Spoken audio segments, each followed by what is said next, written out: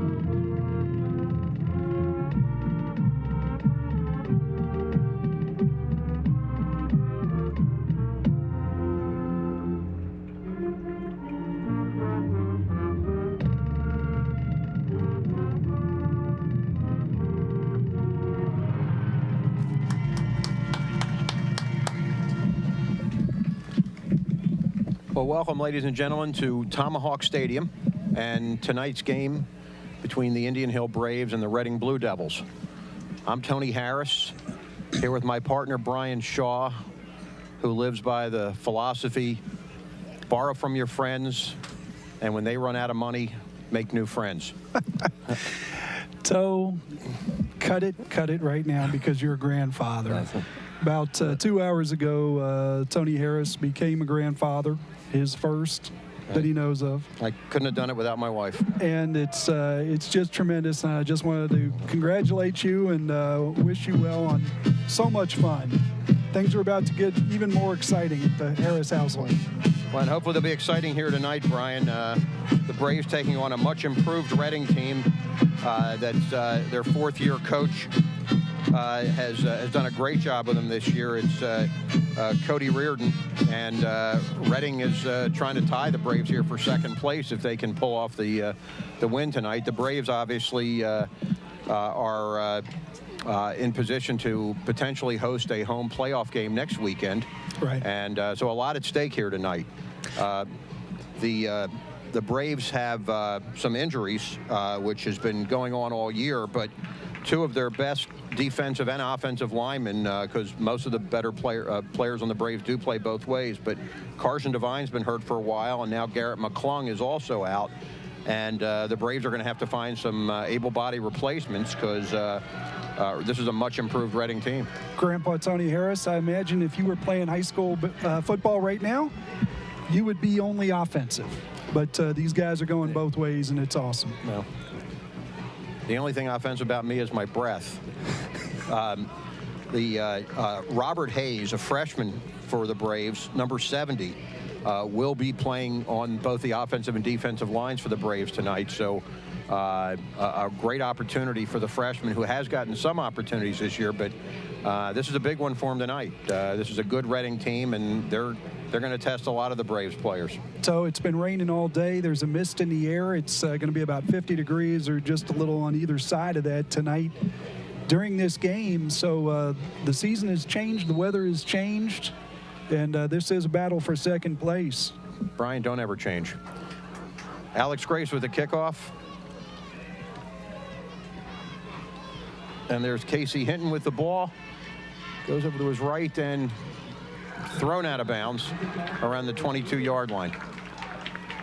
So we set up for this Reading offense, and this is a fairly balanced group. Throw it about 45% of the time, pass it the other 55% of the time. And it's a group that's led by a quarterback that has a little size here tonight, Toe. It's shades of, gosh, some of the bigger CHL quarterbacks we've seen, the Tony Pikes, the Reed Eichholtz, guys of that nature, 6'5", 220. And Joel Steinkoenig. This is a team that does like to run the football, Toe. I misread that in my own notes. They pass it about a third of the time and run it 2/3 of the time. So this is a team that would like to be physical. And they like to run with Caden Connor, who got the first carry there for Reading. Caden Connor is their leading rusher and having a very good year. He's 749 yards so far on the year and with a 5.8 yard per carry average. Steinkoenig looks to throw, and he's going to run. And, wow, tries to bulldoze. Yeah, nice play there by Gutman. Yeah, Robbie Gutman holds his, and be a third down. Steinkoenig is not a real mobile passer. He's got a very strong arm. He's been quarterbacking. He's been the starter for 3 years. And, very good at managing the game and very good at throwing, but running is not necessarily one of his better talents. So the Braves stop, and we have a 3rd and 2. And we'll see what Steinkoenig and the Blue Devils have in mind here.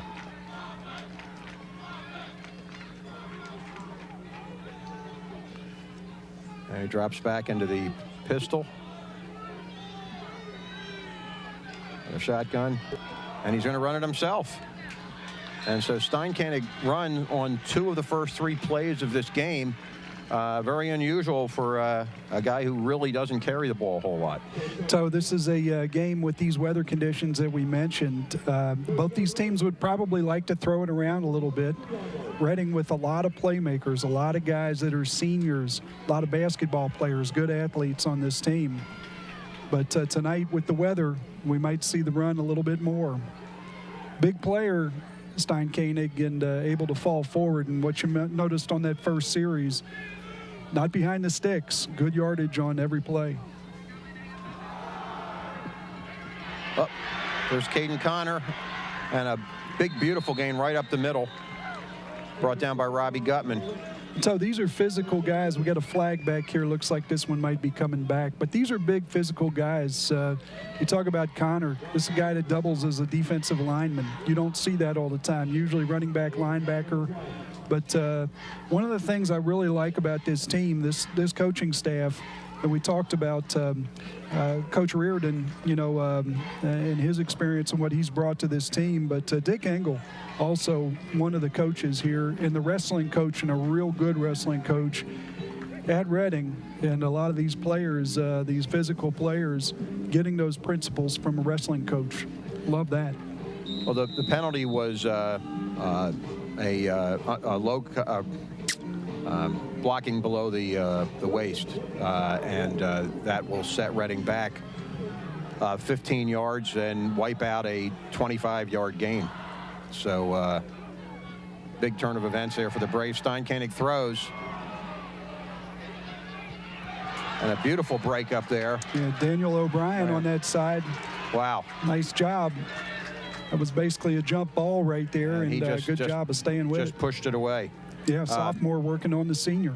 Steinkoenig has a lot of different receivers that he goes to. Here's a replay, and we'll see Daniel O'Brien getting his hand out there and knocking it away. Yeah, it didn't look like Steinkoenig had any problem letting that one go. Wet ball, these conditions tonight. And I think that frame is going to serve him well here in this kind of weather condition. And 2nd and 25, certainly not a running down. And we'll see if Steinkoenig has in mind. Tossed Caden Connor, and he's knocked out and then some. And that'll bring up a 3rd and very long. Caden Connor is the workhorse there at running back. 130 carries coming into the game. Nice flow to the football there by the Braves. Quite a few hats on that one. So 3rd and 23. And 2 high safeties. Alex Grace comes out to join Antoine Peak.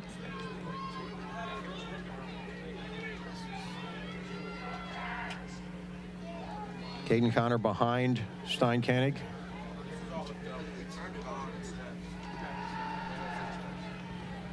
A lot of time. Oh, my. Great job by C.J. Hayden to get the pressure and the hit. Equally good job by Steinkoenig to hold on to the football. Got blindsided there and held on to it. And the Braves catch a break on the penalty, but earn their way off the field. 4th and 22. Great play by 2 sophomores in that group with Hayden and O'Brien. Robbie Gutman back by himself and not very far from the line of scrimmage. Not a lot of respect for the punter here for Reading. And it's a short punt, and Robbie lets it bounce. And the Braves will take over at their own 42, 41. I think they shorted him, but it's Braves will start 41 on their first offensive series. So this is really a night where, the ball's going to be a little slippery.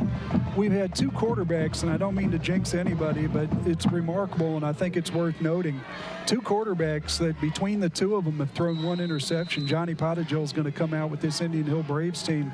10 touchdowns, one interception. And on the other side, Steinkoenig with 15 touchdown passes, no interceptions this year. Oh, well, they're looking for Antoine Peak, and they found him. Antoine Peak has had two marvelous back-to-back games for as far as touchdowns go. He had 6 touchdowns down here 2 weeks ago, and then last week he scores 7. Yeah. 13 touchdowns in 2 games. Now that's a heck of a year, and for a lot of people, it's a heck of a career. Well, and so it's 13 of his 15 total for the year rushing. And, you're looking from a rush standpoint, the Braves been making that an emphasis the last couple of weeks. And part of that had to do with, I think, getting ready for games like this and then the tournament next week. But part of that had to do with the teams that they were playing. And so this is a Reading team that a little stout defensively. Going to be interesting to see if Indian Hill stays with the run game or if Indian Hill's a little bit more balanced. Last 2 weeks, 17 total passes for John Pottigill. John keeps it himself there, and now Peak goes out to the right, and Pottigill lifts one up, and just a little short for Luke Folke. Luke was open, but the pass was just a yard or two short, and the Braves will have to punt it away. You say the weather conditions today don't really lend itself to a lot of sharp, crisp cuts and passes with the ball being wet, and maybe that one got a little bit away from John. John is the punter, and so they'll be snapping it to him here on a 4th and 9. Yeah, Peak the last couple of weeks been getting plus 20 as far as number of carries. Whoa! Way over John's head, and now he's going to punt. Amazing. What a play. If it bounces and gets a good... What a play by the sophomore. Just terrific. He did that at Madeira several weeks ago, and so what could have been a total disaster will be Reading at their own 35. That winds up being a 23-yard punt with no return, which could have been a 23-yard loss. So the average punter, you're covering that up at the 10, and Reading's got momentum, and Reading is in there just grinding it out in 4-down territory, trying to get in the end zone. This way, Reading's still at 35, a lot of field in front of them. Great play by John Pottigill. Let's see if that one makes a difference here on this drive.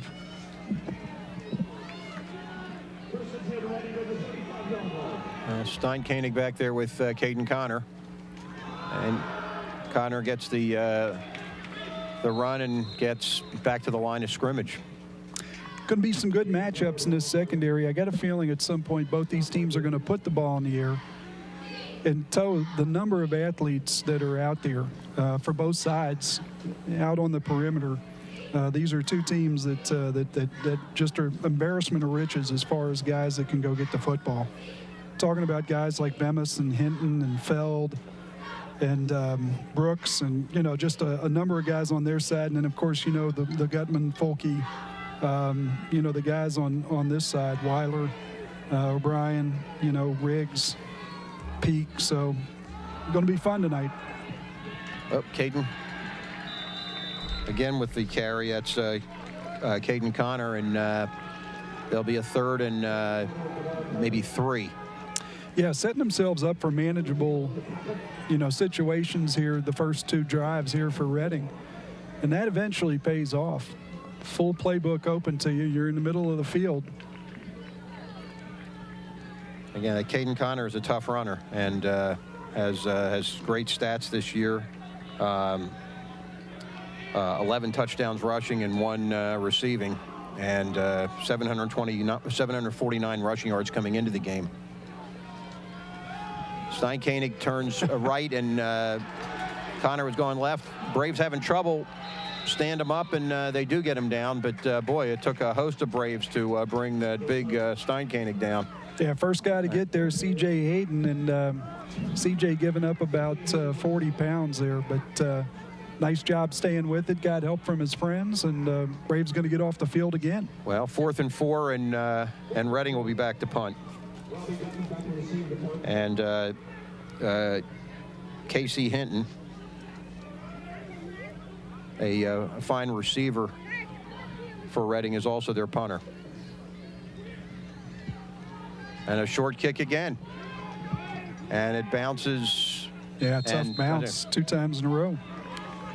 So the Braves now will take over at their own 34 and hopefully have a little more success on the offensive end than the last series.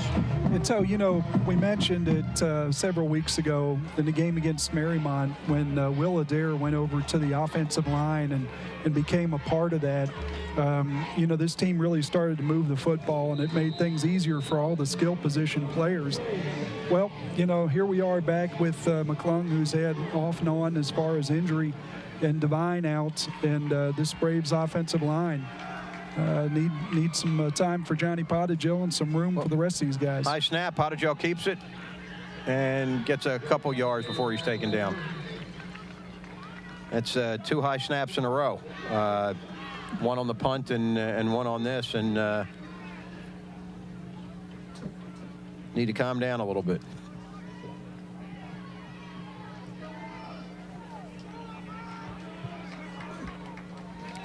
So a gain of 2, and the Braves will have 2nd and 8.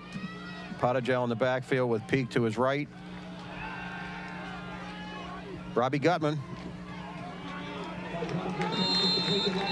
And he gets the first down for the Braves and then some. Nice job by Robbie there. That ball was in the air quite a while, and he's got defenders bearing down on him. Great concentration just to make the catch, and then great job being physical and moving that pile to get the Braves a few extra yards after the catch.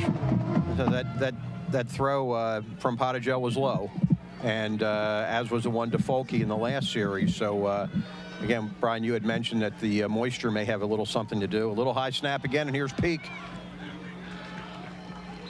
And he gets a gain of about 3 yards, and the Braves will have a 2nd and 7. Yeah, tough on everybody touching the ball toe, and that would go for the center as well. You know, this is a tough night with regard to that. Braves again, 2nd and 7 from the Reading 49. Pottigill in the backfield. Peak goes to the left, throws out to the right to Cooper Weiler, and it was snuffed out. If Cooper had caught it, Antoine Brooks for Reading was right there. You know, good job by the Braves to sell that and get the defenders upfield, but boy, they were coming fast and they were coming in big numbers. Speaking of numbers, Reading has 13 seniors, and they've been playing together since 7th grade, and they've done a great job. This is one of the better Reading teams, at least in the last 4 years that they've had, and these seniors are a big part of it. Yeah, 46 guys on the field for Reading, and you mentioned that senior class. This is a good matchup. You know, Braves with 48 players, Reading with 46, and both teams with big senior classes. Pottigill faked it at the Peak there and then threw it deep to Folke, but overthrown. And the Braves will have to punt at 4th and 7.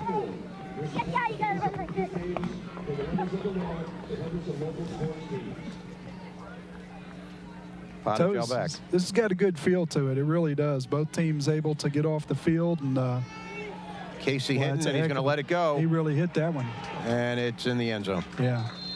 So nice kick for John, but looks like we're going to have a flag and see what this is. Johnny's saying this is against Reading. Well, and we'll see what kind of penalty it is. It was a 49-yard punt with no return. I think John would have preferred to have it at 48, but let's see what it is. Now we're waiting for the referee to give us a signal.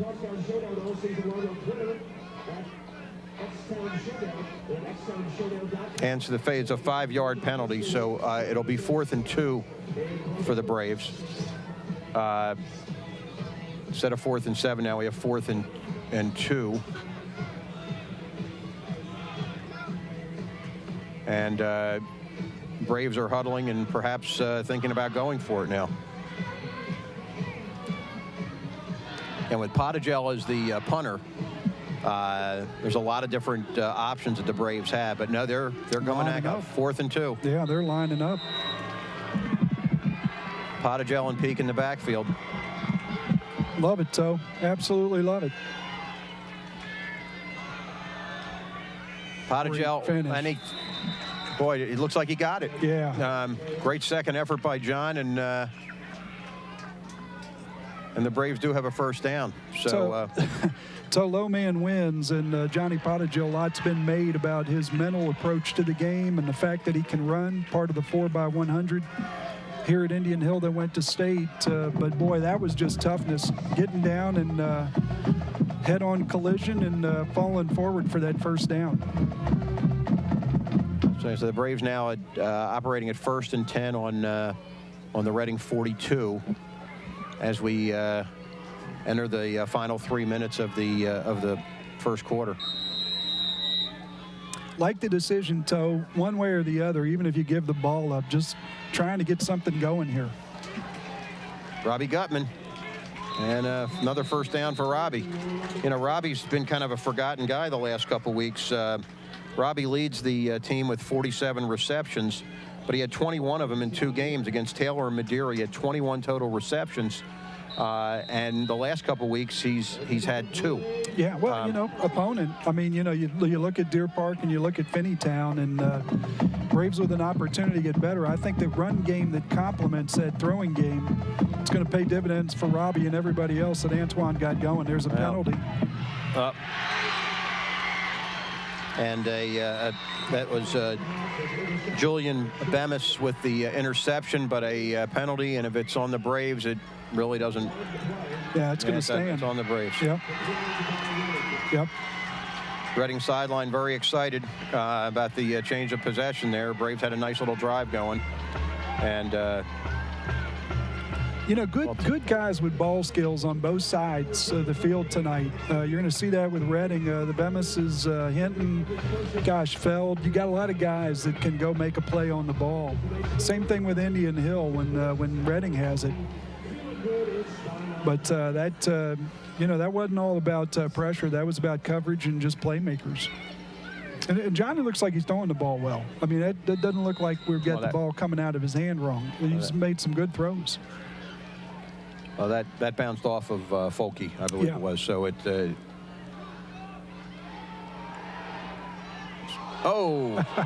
Well, Robbie almost had another reception. This one on the defensive end in for a pick 6, but can't quite bring it down. And but he does break up the pass, and it brings up a 2nd and 10 for Reading. Yeah, skill level and experience. These are guys that are going to jump those passing lanes and try to make a play.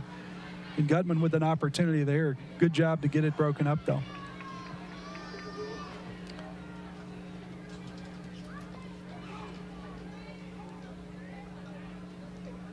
Well, Steinkanig back there with that Caden Connor. And we'll see the Braves have done a pretty good job stopping the run so far. And it's a pass. And Steinkanig gets dragged down by a host of Braves with a short gain. Again, Steinkanig is not a running quarterback. And this is either his 3rd or his 4th carry already here in the first quarter. That one, I think, was because of pressure. Well, Toe, you know, it's interesting. You say that, and I'm with you, and the stats certainly bear it out. But you watch him, and he moves really well. You know, I think he's capable of being a running quarterback. But one of the things you notice about him, his eye level is up, and he's able to see these receivers. And if you look at how he's distributed the ball, he's looking at first read, second read, third read, and he stands back there. Usually by the time he goes, he's got somebody hanging on him, and nobody's a good runner when you got somebody hanging on you. He makes a quick decision and decides to tuck it and run. I think he's a load. 3rd and 7. Caden Connor. And the Braves are, oh, that second effort, and he got close to the first down. We'll see where they spot it. Very close. That's that wrestling that we're talking about, Toe, that leverage and knowing how to use your body. Great job there. Well, good balance, able to keep on They're going his to put it feet. just a hair short, so it's 4th down and a foot. And we'll see what Reading decides to do here. Yeah, not nearly the same decision that Indian Hill was making, given where the ball's located. I'm not sure if Reading's going to do this, but if they do, they got a big quarterback that can fall forward. Yep. But you can't fall forward from there. I'm surprised he's not under center. Steincaney back with Caden Connor, and He's he gonna comes do it up there now. just like you were saying. Oh, jeez. Well, the Braves jumped the snap, and I don't see a flag. Toe, that play is curious because I think, Reading obviously wants to get him under center so he can get the snap, find a gap, and lean forward. And the Braves do hold. It's no penalty. Yeah, but when you go up there and you start, in the shotgun and you go up there last second, timing's off, everything got discombobulated, and maybe a little too tricky on the start to that one. I mean, that's a no-brainer. You know what you're going to do when you got that kind of personnel, but maybe a good idea to just get up there under center from the start. You're not trying to fool anybody. You're just trying to take advantage. Well, the Braves with a golden opportunity here with just 30 seconds left at the end till the end of the first quarter, starting 1st and 10 on the Reading 24. Fakes to Peak, and Johnny Pottigel going low again and getting 4 yards, 4 very tough yards. Peak is, they're really double teaming him. They've got 2 spies on him, and they're really, after the last 2 weeks with, again, 13 touchdowns in 2 weeks, Brian. I mean, that's incredible. Yeah, it sure is. That's at the end of the first quarter. How about that, Toe? You keep the ball on the ground and you keep kicking it and punting. Next thing you know, first quarter's over. That's the quickest first quarter I think we've had this year. Yeah. Well, not a lot of incomplete passes. 25-minute quarter. How about that? Not bad. Well, Toe, I wanted to say something, too, about Johnny Pottigel and what he's done. Being able to get those snaps. Braves having a little difficulty where Johnny's having to reach and having to get up high and get that. And that, of course, affects timing. But Johnny doing a nice job of keeping the Braves in rhythm. Well, let's hope he can, in rhythm, can dance them into the end zone here. 2nd and 5 on the Reading 20. So I wanted to, you think about these two teams and the history of these two teams. 6 years ago to this week, the 10th week of the season, Indian Hill and Reading met with 2 9-0 teams. 2 9-0 teams, week 10. You don't see that very often. Matter of fact, you almost never see it because in the CHL, you just got to match up that you're playing week 10. Otherwise, somebody's got a loss. 2 of them meet and it goes triple overtime. Tony Pike is out in the parking lot with an RV tailgating. I mean, it was a big deal. And Braves able to come away with 3 scores in overtime to win that one 42-35. So it was an all-time classic. I mean, I'm talking to guys that grew up here saying that's the greatest game they ever saw on this field. Well, Peak going really wide, and boy, a host of Reading Blue Devils, they run him out of bounds with about a 1-yard loss. But boy, Antoine ran about 40 yards for a 1-yard loss. They really have a spy or 2 on him. Johnny has been faking to Antoine and then trying to look up, and that might be good strategy because Reading really has a beat on him tonight. Yeah, well, Braves, we talked about the offensive line and being short a couple of guys. Not necessarily going to control the line of scrimmage. Got good athletes, like to get outside, but this Reading team's athletic and goes side to side really well. 3rd and 7. Johnny rolls out, throws it to Robbie Gutman, and it's really close to a first down. It depends on the spot. So Johnny Pottigel showing you some arm strength there. Yep. That's a long throw. That ball was in the air quite a distance. That was the first one that he's thrown that actually was a little high. All the other ones had been a little bit low. It looks like it's a 4th and 1 for the Braves. And they're at the 15-yard line.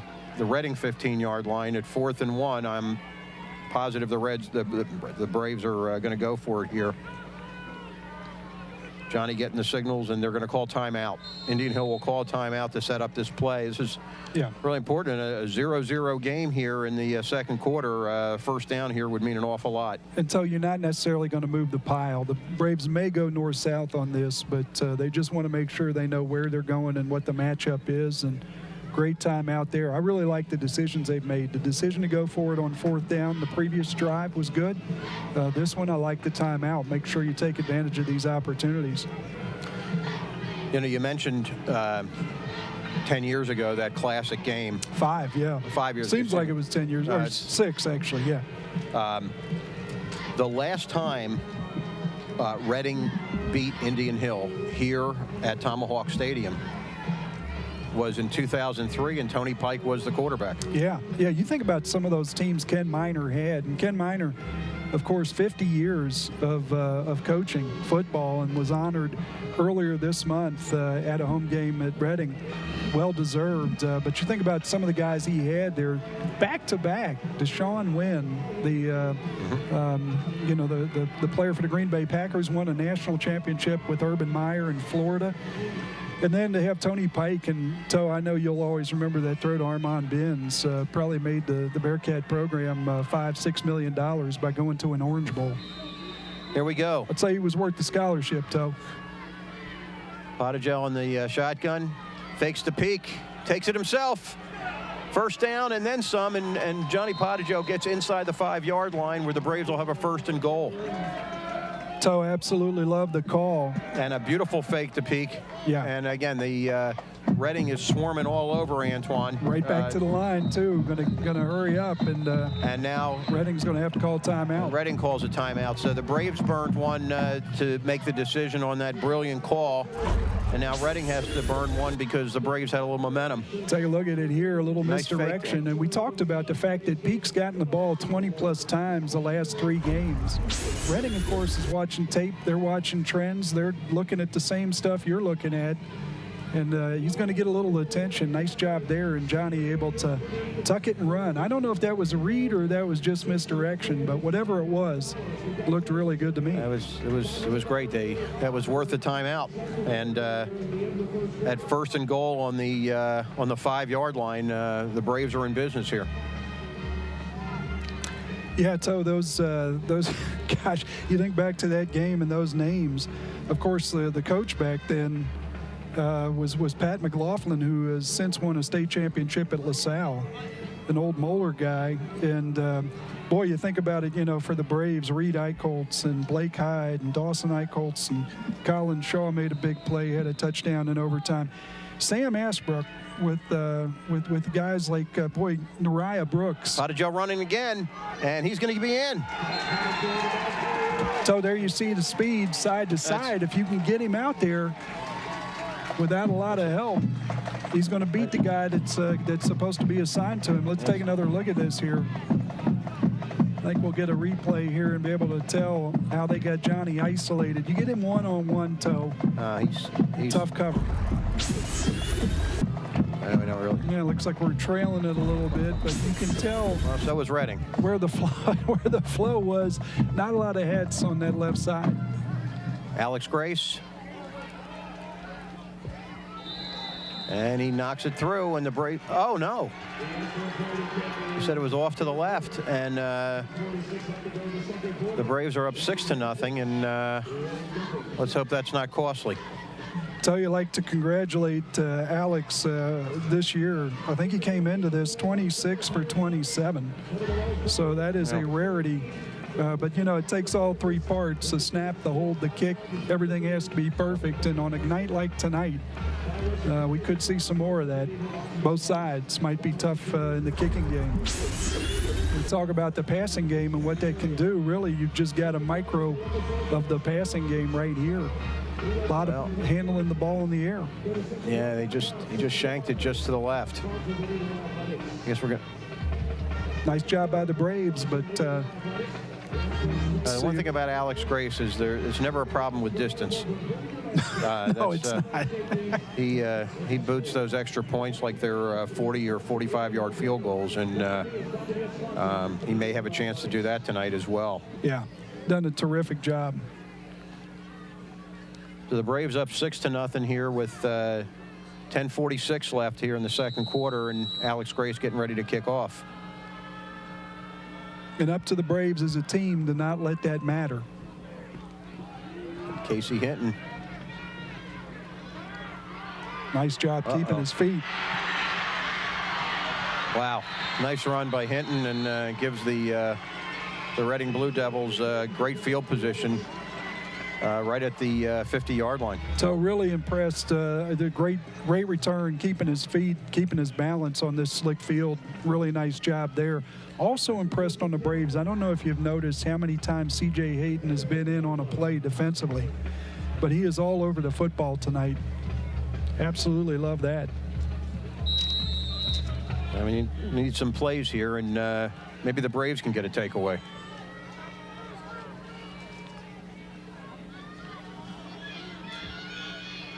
Steinkoenig. Caden Connor. Nice job standing him up there by Adair. They're standing him up, and about a 1-yard gain. yeah, these Braves, I mean, I tell you, too, they got some youth on that line. You know, the edge players, Eli Riggs and C.J. Hayden. So that's one thing about this Braves team. A little bit, we talked about the number of seniors, but the guys that are making plays, a lot of youth really relative to Reading on this Indian Hill team. Reading with a couple of linemen that are sophomores and one freshman, Engel. Steinkoenig pitches it, and right down there on the far side. Adair was, if they cut inside, Adair was ready for him. They went wide, and the Braves are able to bring him down. It looks like Alex Grace. Nope. I'm sorry, Eli Riggs. So at 3rd and 9,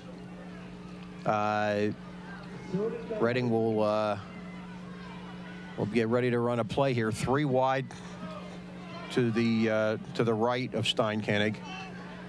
3 wide receivers to the right side. Yeah, 3 good matchups out here. No pressure.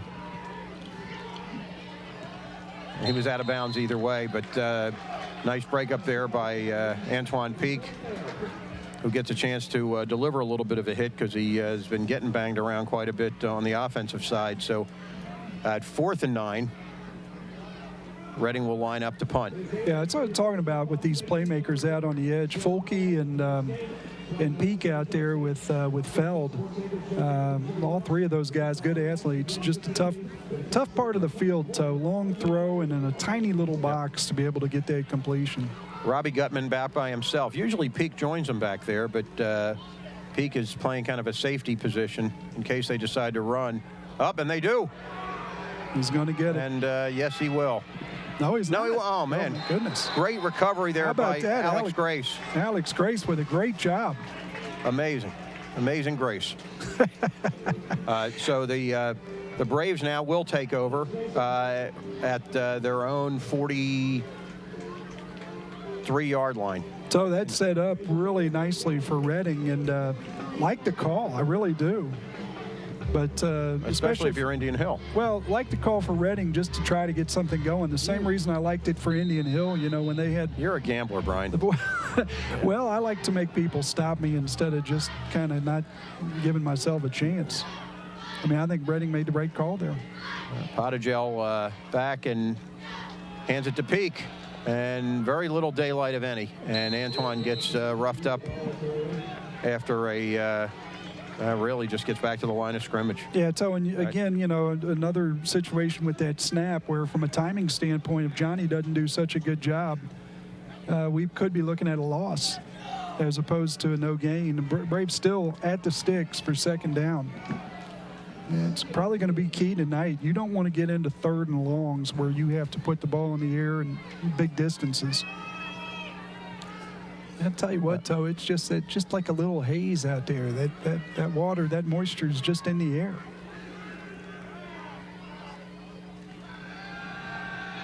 Potagel rolls out to the right, and they're calling a holding on the Braves. Interesting place for it, too. You know, we've talked about this before. When you got guys that can run, that they're out in space, you really don't need to do too much. And Johnny certainly would be one of those guys. You don't need to do too much for him. Right. Because when he rolls out, he can do a lot on his own. Yeah.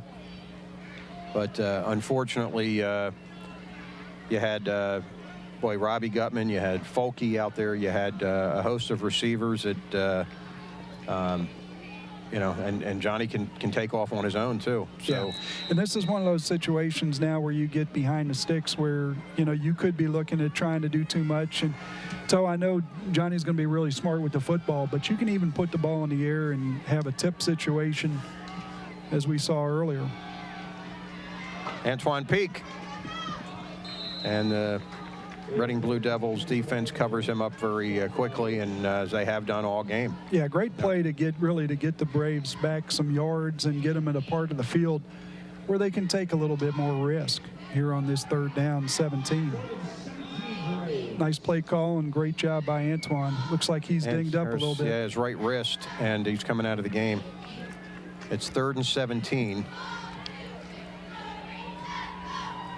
So I was thinking, well, I hate to speculate here, but they're going to take a look at it. He went right to the bench, sitting down, yep. And got a team of experts. Terry Conti leading the way.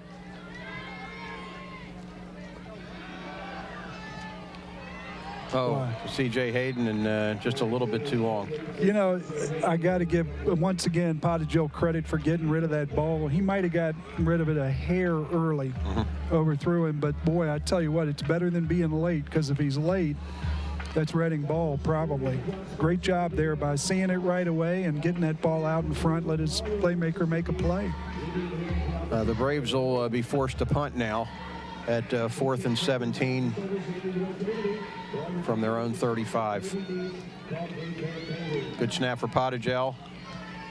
Another nice kick, but Hinton catches it.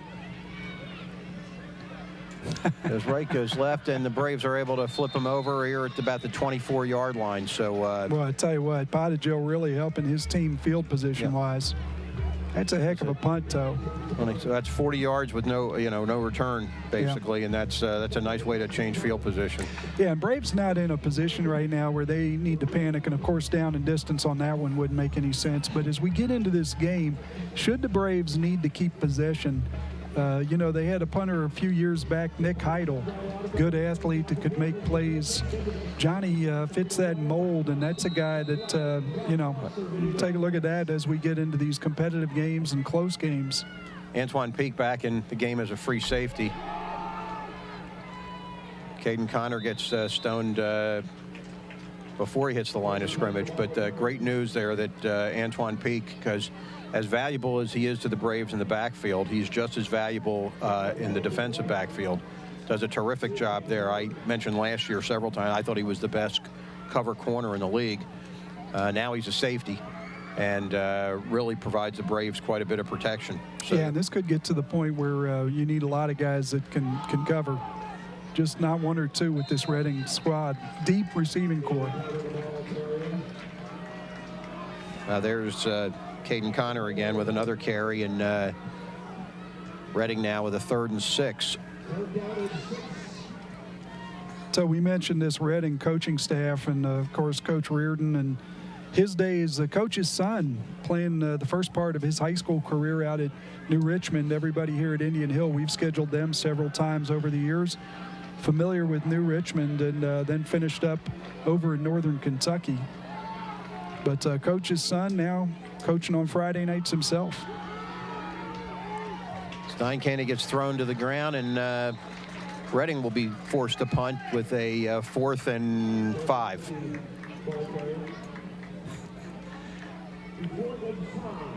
So the Braves do a nice job on the defensive end, and hopefully we'll get the ball back here.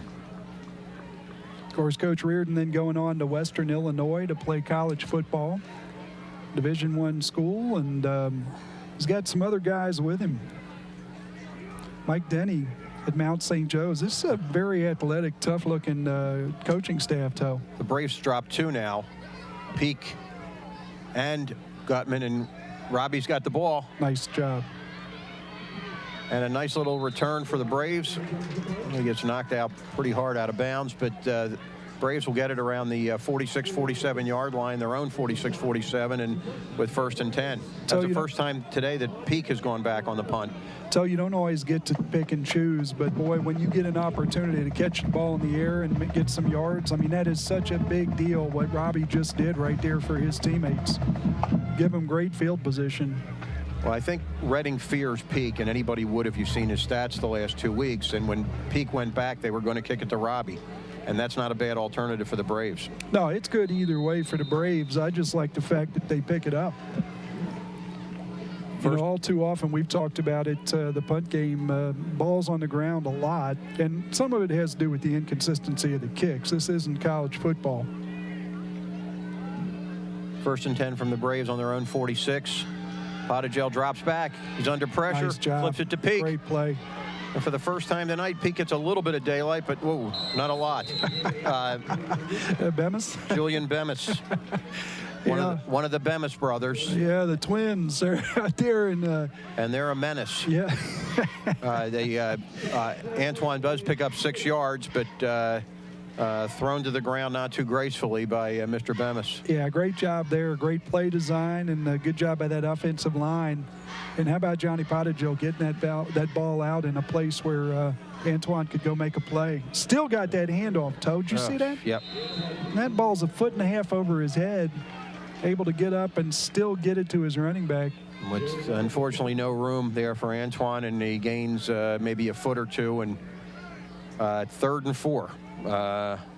The Braves' brain trust needs to come up with a play to keep this drive going. And Toe, hats off to this offensive line. You got guys out of position. You got guys, you know, filling in for older players that have a little bit more experience. You got a night with a wet ball. There's a lot going on up there. You know, and a lot of guys trying to get off that ball as soon as possible to get to their assignment. Oh, what a catch.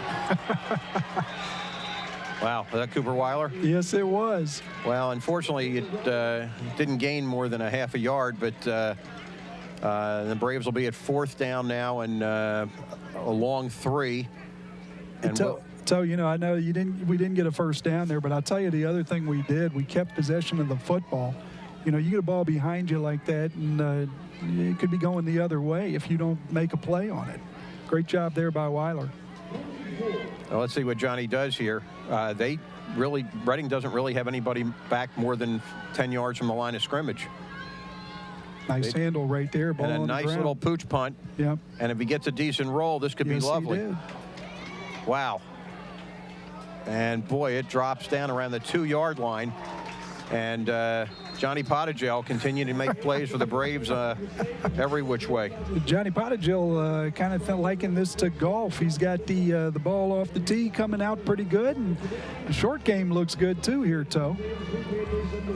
So with 3:18 left until halftime, and the Braves up 6-0, Reading will start from their own 2-yard line.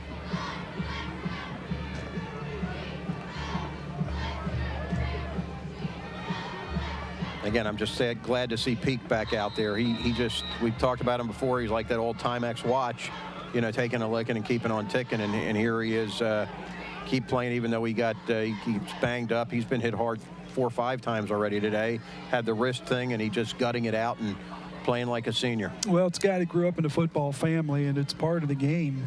You know, you got to know the difference between being hurt and being injured. Well, nice job there to get out from your own goalpost. And it looks like Braves are asking for the football, but it's going to be marked down, 2nd down. Good job there by Reading just to get it out of there. He's a tough runner. It's the Caden Connor again. And he gets, wow, he got 5 yards. It's really the only time this year, you know, you think about these games, Reading with a perfect season but for a really close loss to Wyoming, which I think they ought to feel really good about, and I'm impressed with it. And then a loss that you probably can't explain to Taylor.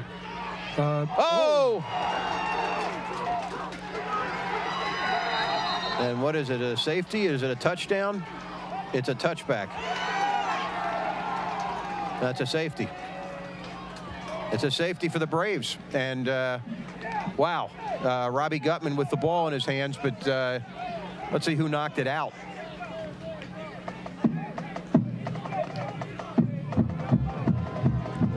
Robbie wanted a touchdown out of that. He's a little disappointed. It's okay to be greedy. It's athletics.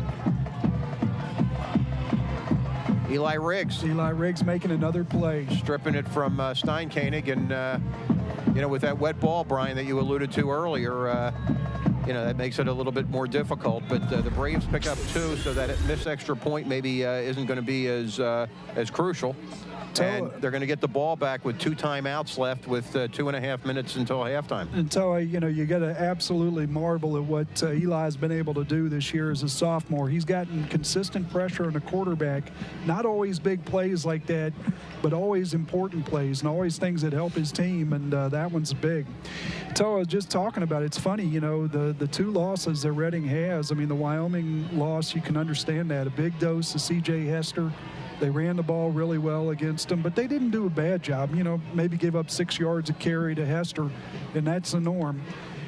The loss at Taylor, between Wyoming and Taylor, Steinkoenig was sacked 11 times, 7 times in that Taylor game, and that really is the key.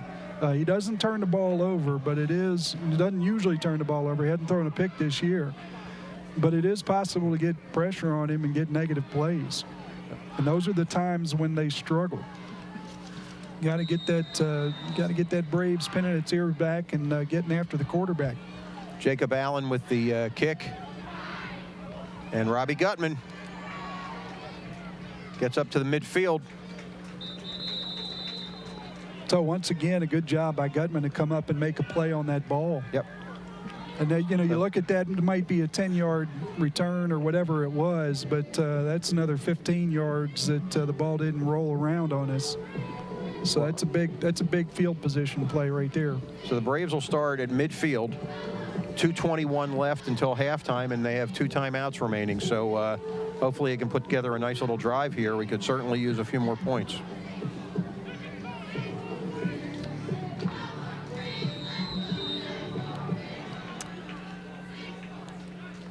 Of course, Coach Reardon, we were talking about his dad being the coach out at New Richmond.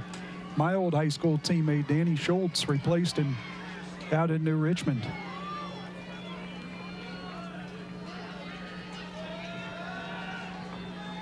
Oh, boy. Yeah, one got away there.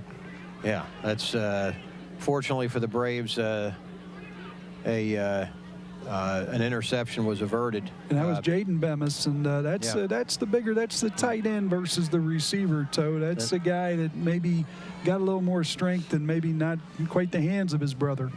We'll let them figure that out. That's fine. It was a nice play, though, to step in front. And Johnny dodges another one. C.J. Hayden down close to the bottom of your screen here has one-on-one coverage with Hinton.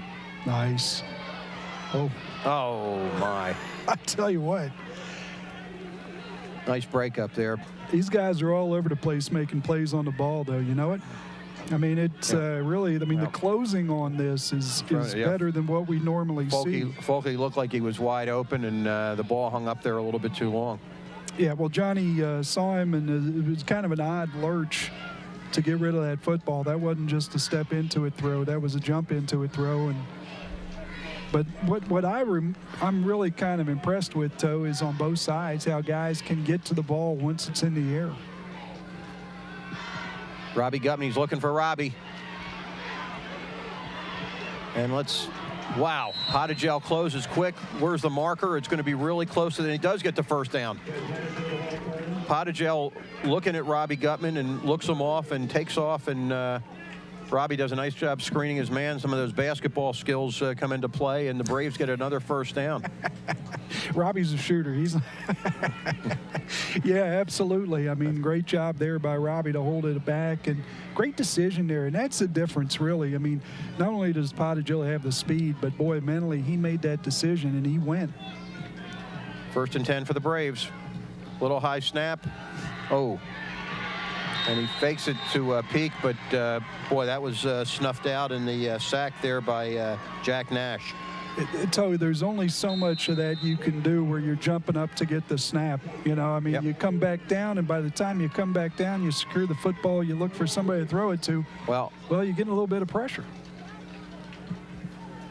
I thought Potajo was a little shaken up. Hopefully not. Well, the Reading defense has really done a nice job on the Braves tonight. Again, Braves with just 8 points, and it certainly would be sweet to get a couple here before the end of the half. Yeah, so this Reading defense has been good really the entire year. You look at common opponents in the CHL, giving up less than 100 yards, a game in the passing game, and about 126 against the run game. And of course, you start looking at some of these offenses, and one comes to mind, Wyoming. If you can still average 126 after that one, you're doing a pretty good job. So a lot of guys, this is a very impressive team, and the longer this thing stays a one-possession game, the more you're concerned for the Braves. Be good if the Braves could get some points here. Still plenty of time, not a matter of time whatsoever. They got plenty of time left. Johnny Fix gives it to Peak, and Antoine gets a couple yards before he gets out of bounds, but now it's going to be a 3rd and about 13. Yeah, I like the fact that he stepped out of bounds just from the standpoint there wasn't a whole lot to be gotten out of that play beyond what he got, and he didn't have to take a hit. Yeah. It's nice to have the clock stopped. All that stuff's good. But I like to see Antoine take care of himself a little bit there. Well, now an obvious passing situation. 3rd and 14. And what does Coach Akuri have in mind? Robbie Gutman has single coverage. The top of the screen.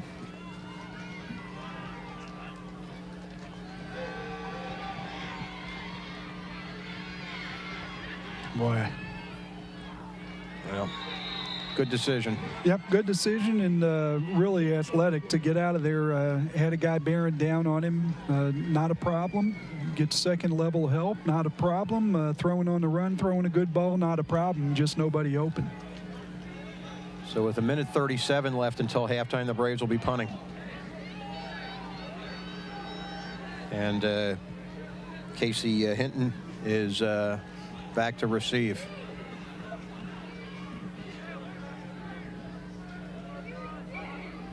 Let's hope for a good snap here. Oh my. Boy. Well, you're going to have one of those every once in a while, Toe. Well, Foot's not perfectly square. The ball sure isn't square. it's hip to be square. It is hip to be square. And, boy, I tell you what, Reading coaches over there trying to light a fire. I think that might be Coach Reardon, trying to light a fire under his team. Hey, you got a minute and a half roughly here. Go out and compete.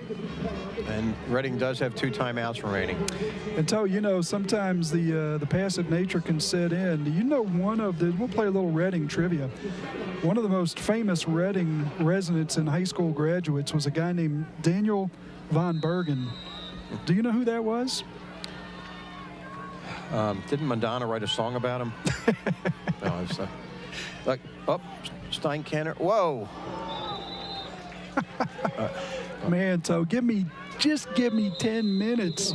Make a decision, run hard, get small, Well, that's and Cooper punish Weiler. that guy. Cooper Weiler with one of his wrestling moves there, picking a 6'5", 230-pounder up. Stone Koenig might be the nicest guy in America, because I can tell you, 6'5", 220 coming at you and giving you that kind of space to work with, giving you that hit on him. Holy smokes.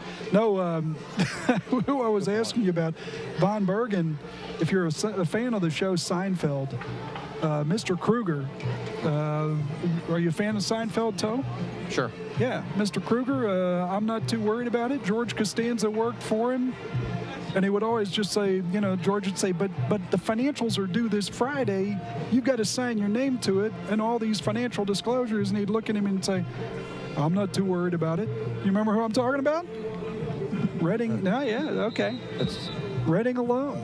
Oh, that was okay. Yeah, Reading alum. One of my favorite characters from Seinfeld. Well, I know Another famous alum But was it's- Claude Osteen. Oh my gosh, the pitching coach, the Dodgers pitcher, the Reds pitcher.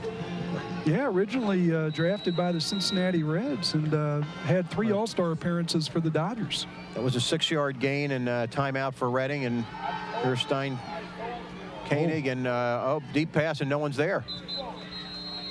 They're looking for a hold there on the sideline, but I think that ball was so far from the receiver.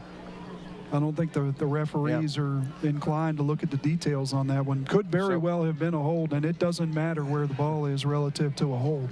Well, we have 3rd and 4 now, and with 1:10 left, and we'll see what Reading does. Again, just 1 timeout remaining for both teams. Now, as great as Claude Osteen is, and he's plenty great, I'd have to say the greatest alum at Reading High School has to be Darrell Pace, the 2-time Olympic gold medalist in archery. The 1976 Olympics, 1984, and you'd have to think he would have had the gold medal in 1980 if the United States had gone. Steineke going. The ball was tipped. And they can't come up with it into the Indian Hill bench. And at 4th and 4 with 1:04 left, you would assume Reading is going to punt. Yeah, I don't want to give Indian Hill an opportunity here. And as much as I'd like to see the Braves get back down the field, I still want to see a field goal attempt. I still want to see Alex Grace try to boom one from 40 or greater. Let's hope Mr. Hinton shanks one here, or the Braves get a decent return and have the opportunity to see what Alex can do from long distance. Yeah, Braves still do have One some timeout. significant time here. $1.04 left and 1 timeout. Hinton hits it. Wow, nice one of his better kicks. Great Fair job. catch for Robbie Gutman, and the Braves will take over on their own 29. So I'm absolutely loving that. Good decision by Gutman, and he made it early, able to concentrate on catching a field goal. But what he did there, getting the ball at the 30, hey, you get a couple of good plays here early, and you got a chance to maybe get yourself into field goal position or better. But it all starts with getting somewhat of decent start on the field position, and Gutman gives that to him once again. Again, just 58 seconds left until halftime. Yeah, Darrell Pace, it's funny, Toe, a man after your heart. Do you know how he got started in archery? Was mad at his sister?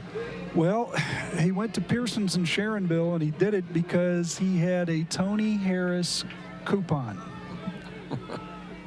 True story. Antoine Peak. Oh, man. Antoine gets stood up there, and I believe that was Dickie Engel. You had mentioned his dad earlier.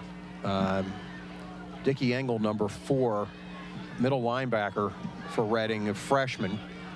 Leads Reading in tackles, both solo and assists, and well as sacks. He's been all over the world, all over the field defensively for Reading this year. Again, just a freshman. Yeah, it's a tough position to play as a freshman. We had one of those a few years ago in Will Kleekamp, and he played the same position and did it for 4 years and did it really well. Johnny racing for the sidelines, and he's not gotten that. He does not get out of bounds, and So that's going to take us to the half. Yes, it will.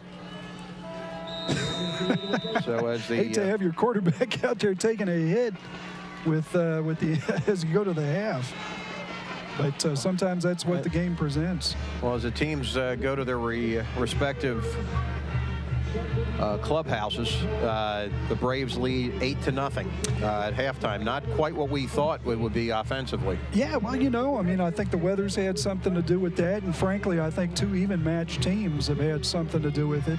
You think back to the first part of the season when the Braves were playing really good competition. Again, you had a game that was virtually tied with McNick with just about 6 minutes left in that game, and, you know, we all see how well McNick has finished the season. So, you know, hey, you got 2 evenly matched teams going to have a tight game, and I think both sides have done a pretty good job so far. So as we go to the half, we always like to talk about some things that are going on right now. First and foremost, would like to mention that tomorrow, if you don't have anything to do, or even if you do, this might be better, the Indian Hill girls tennis team is playing state competition tomorrow up at the Lindner Center at Kings Island, where the ATP tournament is held. So if you get a chance, go up there, check out the details on the Braves website. So I know you played a big part in this, but Little Women was a smashing success this week, and I want to thank you for all that you did to help out in that regard. The marching band, which we're seeing out there in just a few minutes, Mr. Don Barker does wonders with that group. They finished in first place at the Simon Kenton Invitational, and the best music and overall effect category. So congrats to the marching band. Effect or affect? Effect. Okay. Effect, with an E. Yeah, a good effect. It was an echo effect. And then seventh grader, Victor Zhang, violinist. If you know him, say hi to him and congratulate him. Concertmaster, the Northern Cincinnati Youth Orchestra. He made that. That's a very competitive thing. It's tough to do, and he must be pretty good with the violin. All right, well, we'll come back here for the second half in about 18 minutes. The Braves up 8-0, and Braves will receive the second half kickoff. Please come back and join us. The white one? The white or black one? There's two buttons. Black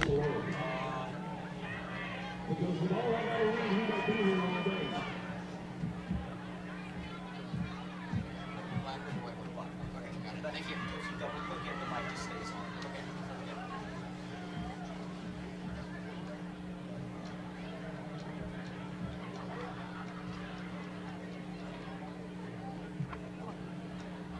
Sorry, what did you say? 6 pounds, 15 ounces.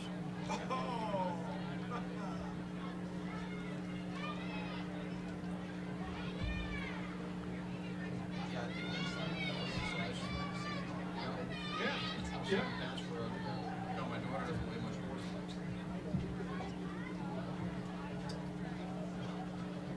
So that's awesome. yeah. So when you get to see They release her tomorrow night and possibly Okay, let's introduce the cheerleaders. First up, Julianne Allsbach. Julianne is supported by her parents, Elizabeth and Greg Allsbach. Julianne cheered for 11 years, and this is her third season with Varsity. She's a team captain this year, and she's an All-American status. Julianne is a member of the 2020 Regional Champion, the National Runner-Up Competition team. She also played basketball for 2 seasons. Without sharing, Julianne competes in DECA, writes for the Herald newspaper, participates in Red Cross Club, and is a trained student leader. With her GPA of 4.54, Julianne is an Indian Hill Scholar athlete and a member of the National Honor Society. She plans to study finance in college. Julianne's favorite cheerleading memory is painting for the homecoming banner for 5 hours. Julianne Allsbach.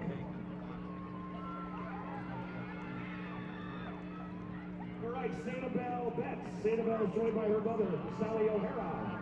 Sanibel has cheered for 13 years, earning 3 varsity letters in football and 3 varsity letters in basketball. Sanibel is the team captain this year. She has also participated in the Indian Hill competition team for 4 seasons. Her extracurriculars include being the vice president of the Red Cross Club, president of the National Honor Society, DECA member and historian, and a trained student leader. Sanibel holds a GPA of 4.54 and is an Indian Hill Scholar athlete and a member of the National Honor Society. She plans to study neuroscience and psychology in college. Sanibel's favorite cheer memories are the 2019 CHL Championships, then going to the Florida game 3 hours away to cheer on our football team. She also loves going to Florida to compete in cheer nationals. Sanibel Betts. Sarah Bridge. Sarah is escorted by her parents, Dana and Larry Bridge. Sarah cheered for 8 years, earning 3 varsity letters for the Braves. She holds a GPA of 4.3 and is an Indian Hill Scholar athlete and a member of the National Honor Society.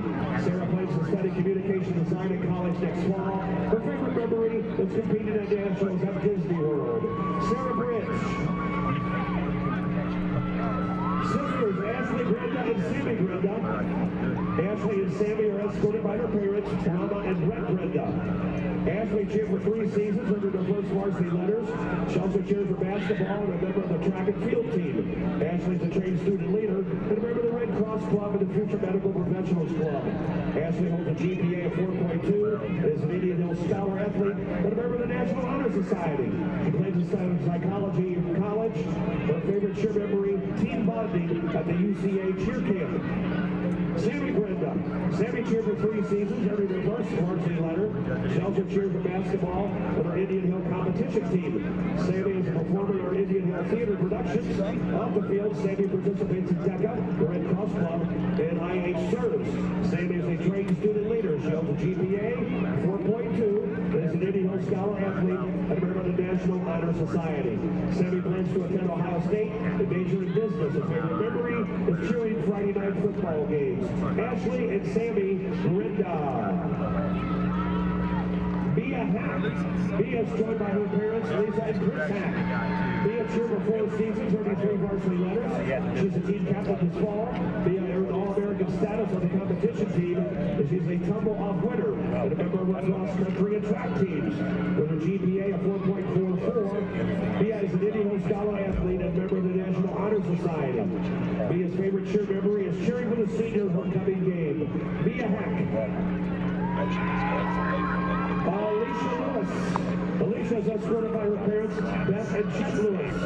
Alicia cheered for 7 years, earning 3 varsity letters for the Braves, and received All-American status with her cheer competition team. Alicia is also a member of our track and field team. When done cheering, Alicia participates in DECA, Spanish Club, and Connection Club. With her GPA of 4.2, Alicia is also an Indian Hill Scholar athlete. Her favorite memory is performing her game day routine last year at Nationals and then racing to the Magic Kingdom.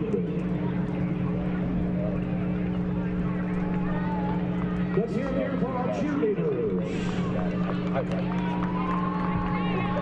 All right, moving on here to cross-country. Mia Hack. Mia is escorted by her parents, Lisa and Chris Hack.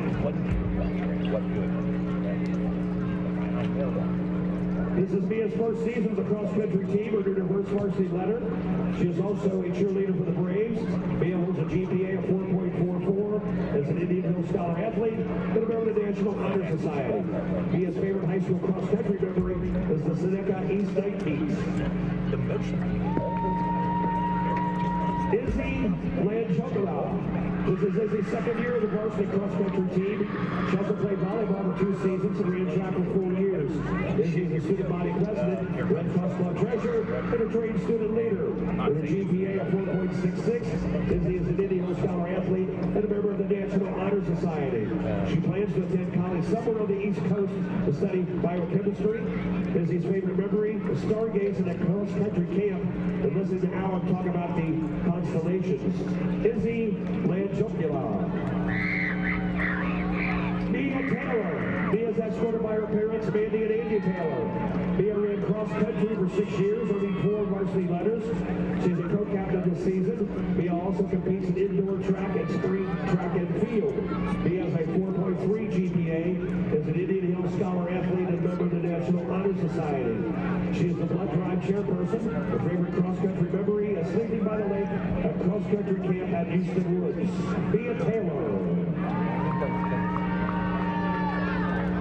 Elizabeth Whaley. Elizabeth is joined by her parents, Susan and Stephen Whaley. Elizabeth competed in cross-country for 6 years, earning 4 varsity letters. She holds the school's cross-country team record. Additionally, she holds individual track records in the 800 meter, 1600 meter, and relay records in the 4x800 meters and the 4x400 and relay. Elizabeth was state track champion in 2019 and state 4x400 M champion, which set the Ohio State record. Elizabeth is a CHL record holder in the 800 M, 1600 M, and was the CHL runner of the year in 2020. When not running, Elizabeth is the student body secretary, protective treasurer, the National Honor Society co-chair, and a member of Partners Club. With her 4.42 GPA, Elizabeth is an Indian Hill Scholar athlete and a member of the National Honor Society. She plans to further her running career in college and has committed to Wake Forest University. Elizabeth's famous cross-country memory is staying up all night watching shooting stars by the lake at cross-country camp. Elizabeth Whaley. Hayden Winters. Hayden is joined by her parents, Stephanie and Doug Winters. Hayden ran cross-country for 3 seasons, earning 3 varsity letters for the Braves. She also competes in swimming, indoor track, and spring track and field. Hayden is a team captain and earned first-team All-CHL honors in 2019 and 2020. She also earned first-team All-Southwest Ohio honors in 2019 and 2020. Hayden won the MVP award in 2020, and she enjoys competing in triathlons. She International Honor Society. Her favorite memory is dancing on the roof during the Orlando trip. Let's hear it there for our cross-country seniors, Mia, Izzy, Mia, Elizabeth, and Hayden.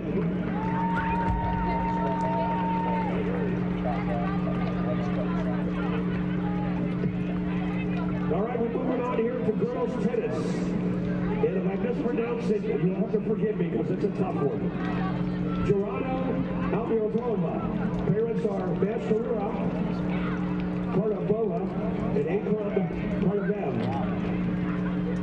Giuliano played tennis for 2 seasons with the Braves. She also participates in both mock trial, where she's team captain, and a moot court, where she's the A-team captain, and where she earned second place in state competition. Giuliano plays in major pre-law anywhere they will accept me. Giuliano's favorite memory is being hit by Siri 3 times in a row as she was trying to serve.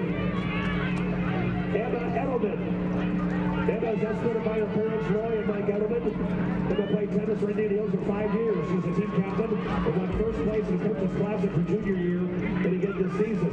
Emma plans to attend Texas Christian University to study interior design and currently doing an internship in interior design.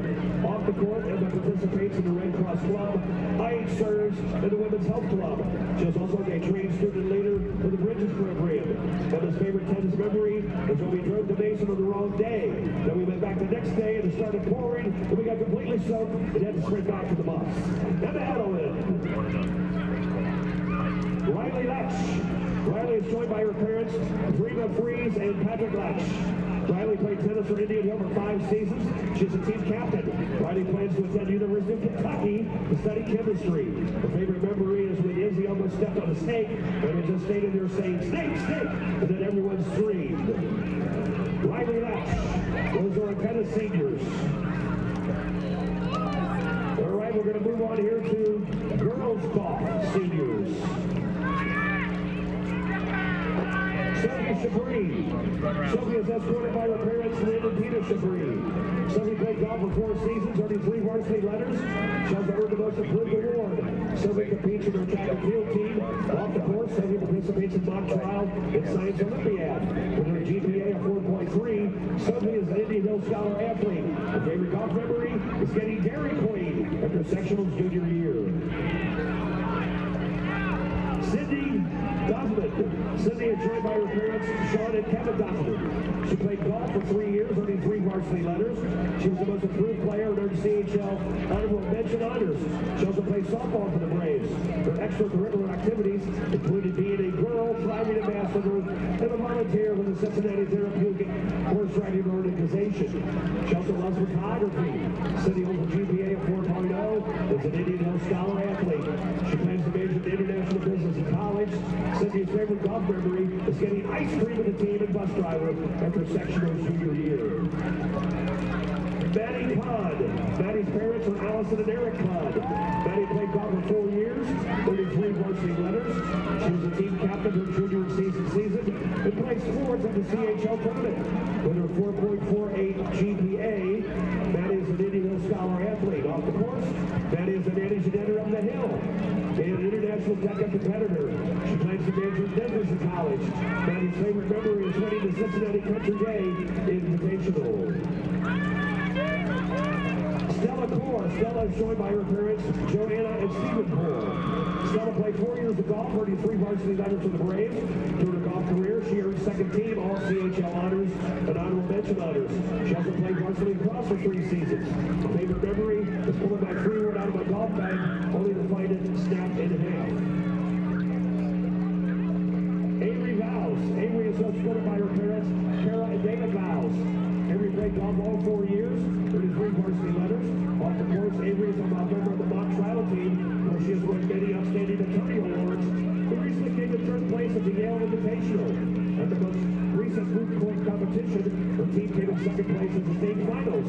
Avery is the co-president of the Latin Club, has competed in 2 biomedical mentorships through graduate student level research. Avery is consistently an A+ student. She's an Indian Hill Scholar athlete, a member of the National Honor Society, and a member of the National Latin Honor Society. She plans to study biomedical engineering in college. Avery's favorite golf memory happened after her junior year tryouts, when everyone's making each other laugh. laughed so hard, they weren't even sure they'd ever finish 18 holes.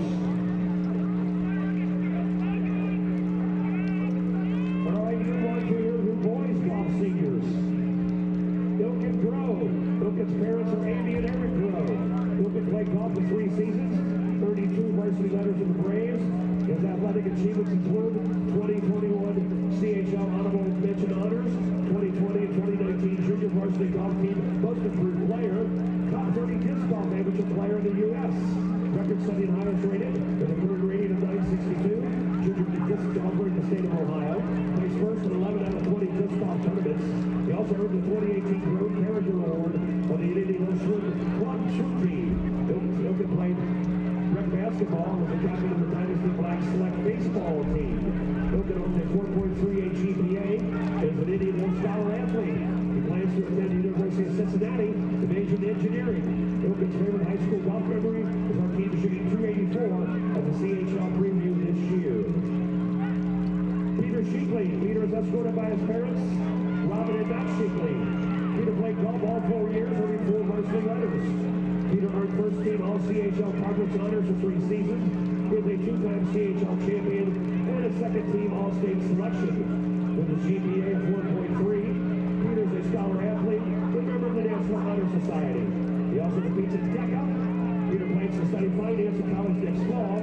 His favorite memory is when he made it to the state tournament my sophomore year. Ethan Spurrier. Ethan's parents are Laura and Glenn Spurrier. Ethan played golf for 3 seasons for and also swims for the Braves.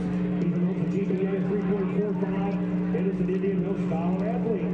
He participates in the robotics club and earned the award for personal commitment to engineering. Ethan plans to attend Purdue University to study mechanical engineering. His favorite golf memory is playing rounds of golf with families and friends for fun.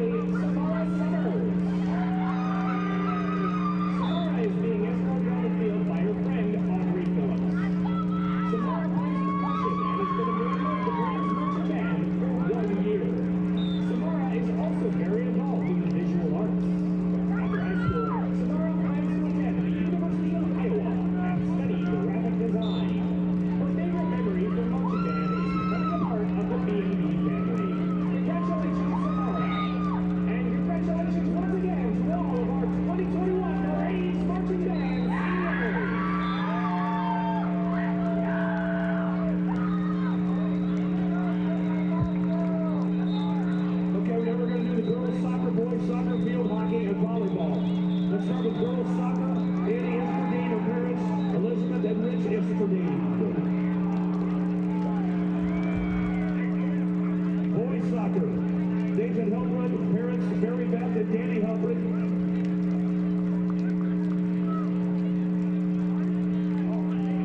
Reese Johnson, parents, Jennifer and Steve Johnson. Stefan Lessig, parents, Sonia and Dustin Lessig. Becca Schulten, parents, Nicole and Andre Schulten. Tripp Thomas, parents, Jenny and H.B. Thomas. Kate Verratti, parents are Carrie and Mark Verratti. Parents are Warford, parents are Ariana and Rob Warford. Hayden Wentz, parents, Jerry and Mike Wentz. Evan Wolf, parents, Christy Rothwell and Darren Wolf. Moving to field hockey. Lorena Anderson, parents, Kay and Jim Anderson. Veronica Carroll, parents, Maria, Jethra and Alex Carroll. Annie Joy, parents, Megan and Jack Joy. Patrick Miller, parents, Janet and Alan McMillan. Maddie Ryrie, parents, Mary Beth and Jim Ryrie.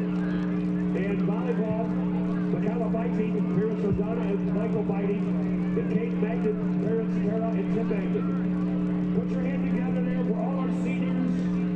Football, cheerleading, golf, the Hulk bag. Put your hands together one more time for all our seniors and their parents.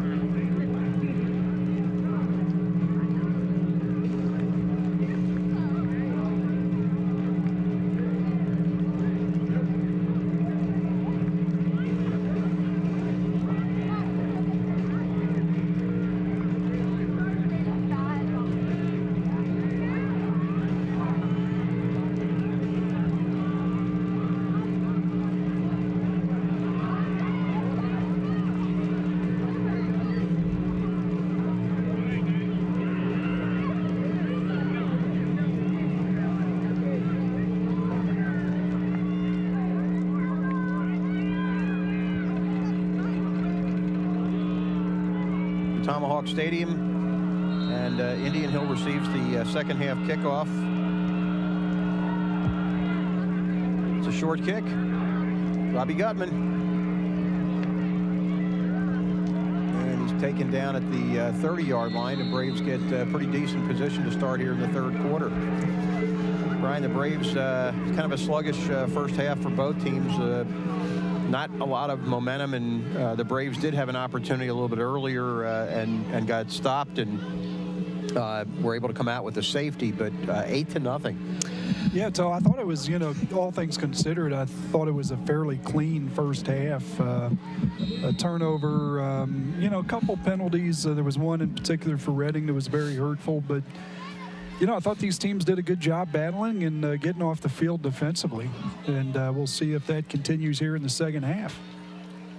Folke in motion. Handoff is to Peak. And again, like it has been all night, a host of Reading Blue Devils all over him. So one thing I'll tell you is you go in there at that half, and I'm not sure what the two locker rooms were like, but I suspect that guys might be warming up, but they're certainly not changing into anything dry.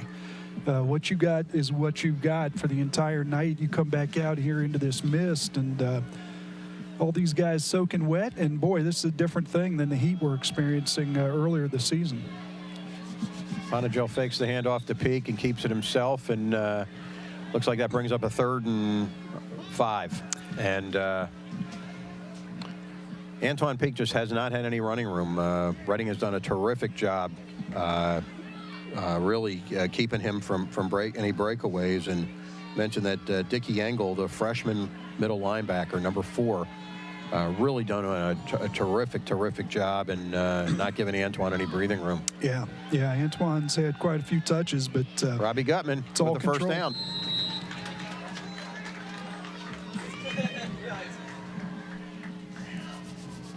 Peak's been a great decoy, but boy, when they have given him the ball, he just has not had a lot of opportunity.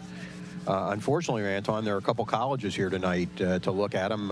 13 touchdowns in 2 games will bring a lot of people out of the woodwork. And again, Reading has done a terrific job making sure that Antoine does not get a chance to break one tonight. And the Braves are using him more as a decoy. Yeah, he's showing a lot of little things, though. One chief among them is toughness.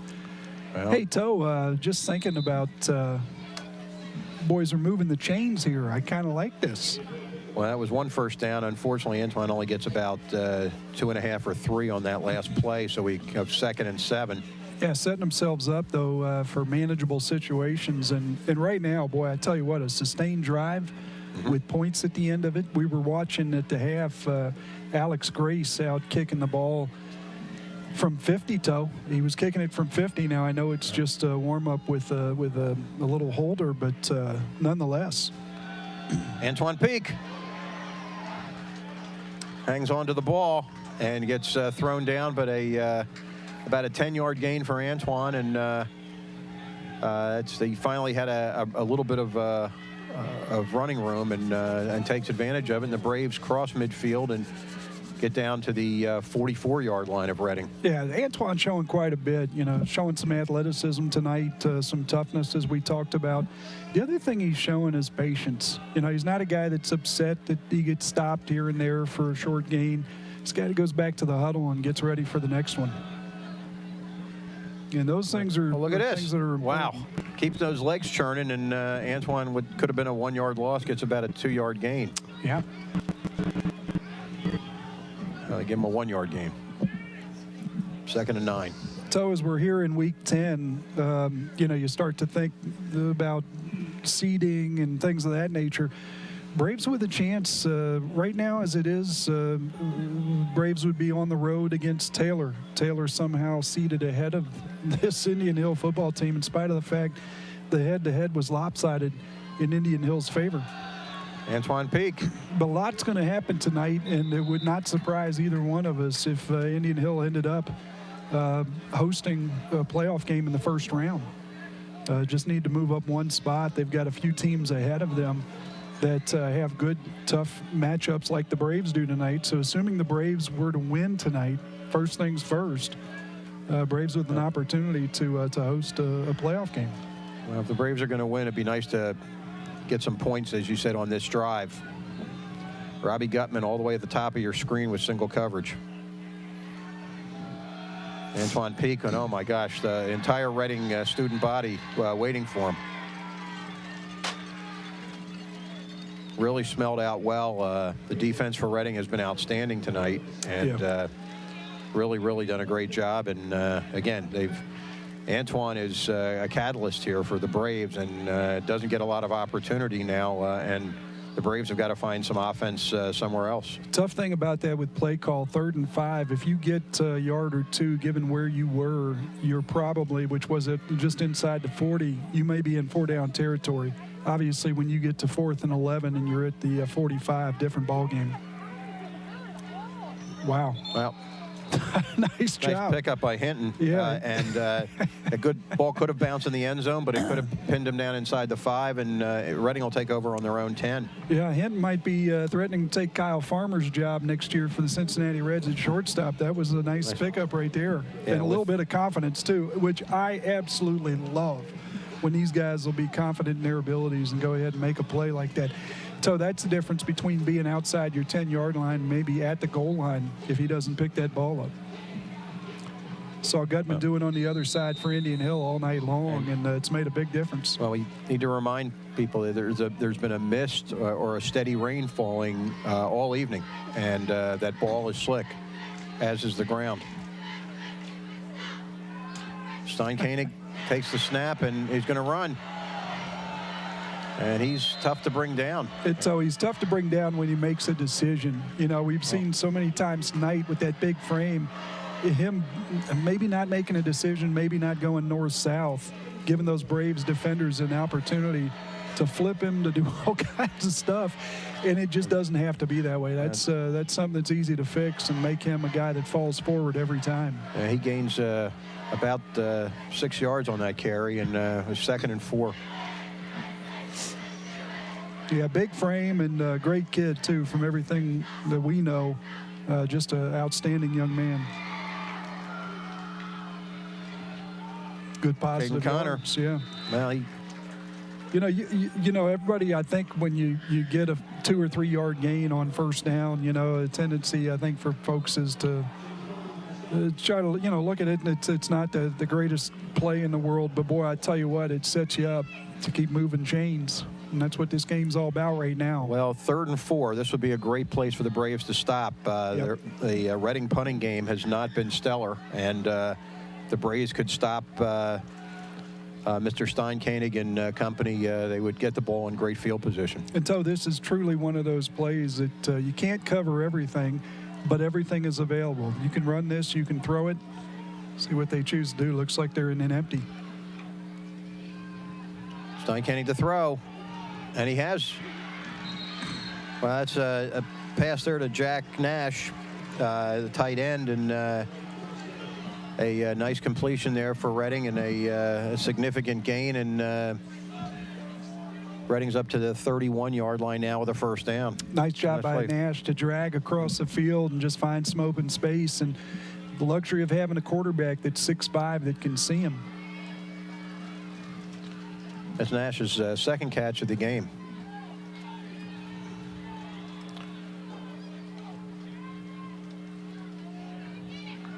Well, it's that Bemis, I believe. A nice job there by the Braves. A lot of direction there. Everybody's staying home, able to make that play. That's the kind of play that's designed to get guys moving around and gas you for a big pickup. And Braves able to stay home, stay in spots, keep their responsibilities, and limit that to a small gain. Julian Bemis with the carry, and it's for 2 yards. But once again, you get into a 2nd and 8, you get into a 3rd and 3, 3rd and 4. That's how you move. Every once in a while, get a big chunk. Make a decision, and this is where you Oh. He slides Steinkoenig to. So before the Slides. slide, I'm just sitting there thinking, that's the guy in this league you don't want a 10, 15-yard collision with. You want to try to tackle him in small spaces, kind of a defensive end crashing down on him. And boy, I tell you what, he gets ahead of steam. Well, they give him the first down. Yeah. I thought he started his slide before that, but they do give him progress to a first down, and it's Reading does move the chains. It's 1st and 10. Yeah, both these teams right now advised to just get something going, and Reading, of course, looking for their first points of the night. Been tough sledding against this Braves defense.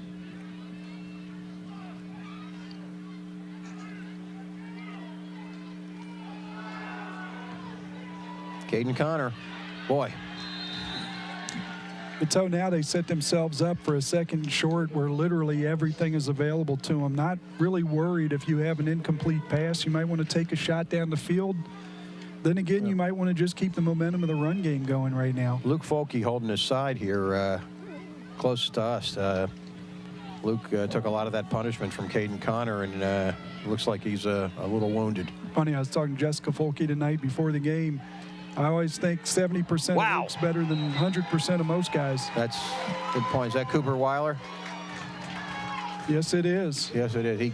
Cooper Weiler comes up and gets Steineke. He hits him low. He takes him out by his ankles, and that'll make it a 3rd and 7. Yeah, totally changed the complexion of this thing. We go from a really aggressive opportunity for Reading in a 2nd and short now to a 3rd and long, where maybe the Braves have the opportunity here to make a play. Not only get off the field, maybe get the football.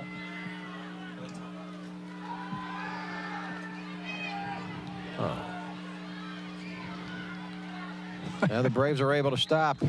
Weiler once again. Yep.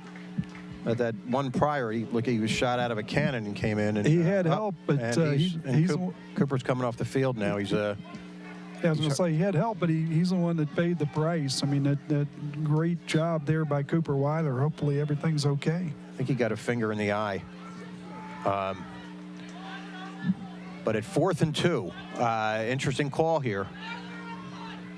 Is Reading going to go for it? They have Hinton back in punt formation. The Braves have 2 back in Peak and Gutman.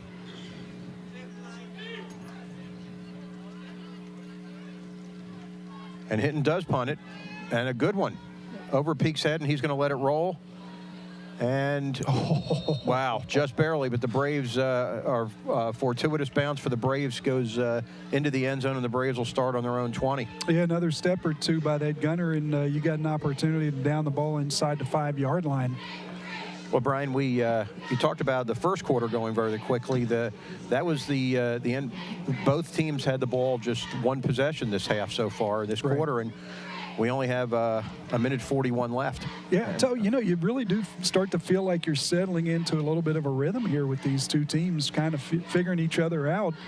Bending, not breaking. Both these teams defensively have given up some yards, but obviously the points at a premium right now. And you just keep waiting for something big to happen, one way or the other, either a big play by the offense or maybe a turnover that leads to something for the defense. And on a night like tonight, both these teams done a good job holding on to the ball and keeping this game clean. Potajo rolls out, lifts it deep to Folke, and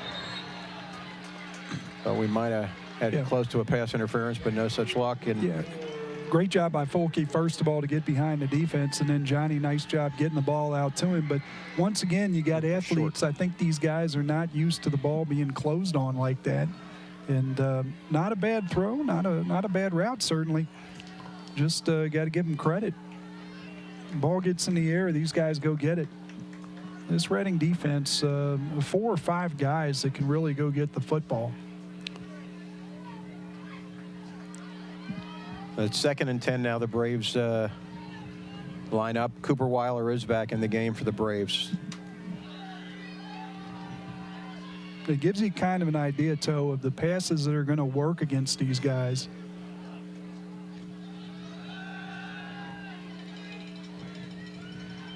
That Antoine Peak. And he shows a little toughness there, goes out of bounds, and just shy, I believe, of the first down marker. It'd be 3rd and 1. And so what I mean by that is, the passes that might be more apt to work where the throws aren't quite as long, the ball's not in the air for as long, because once that ball gets up in the air, a guy can be 5-7 yards off and catch up and make a play. Braves with a lot of balls that are long to the boundary and a couple of balls down the field that are long throws, and maybe the Braves have a couple of slants or something like that where they can get the ball in and get guys an opportunity. Potajo, first down, and he goes down, but the Braves will keep the chains moving, and with 40 seconds left, perhaps just one more play in the quarter.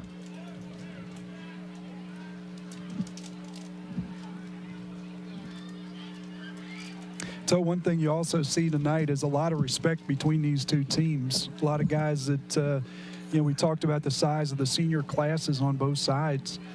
And a lot of guys that have played against each other for years, and guys that have a healthy amount of respect for each other. And that's been the case with Indian Hill and Reading for a while. Antoine Peak.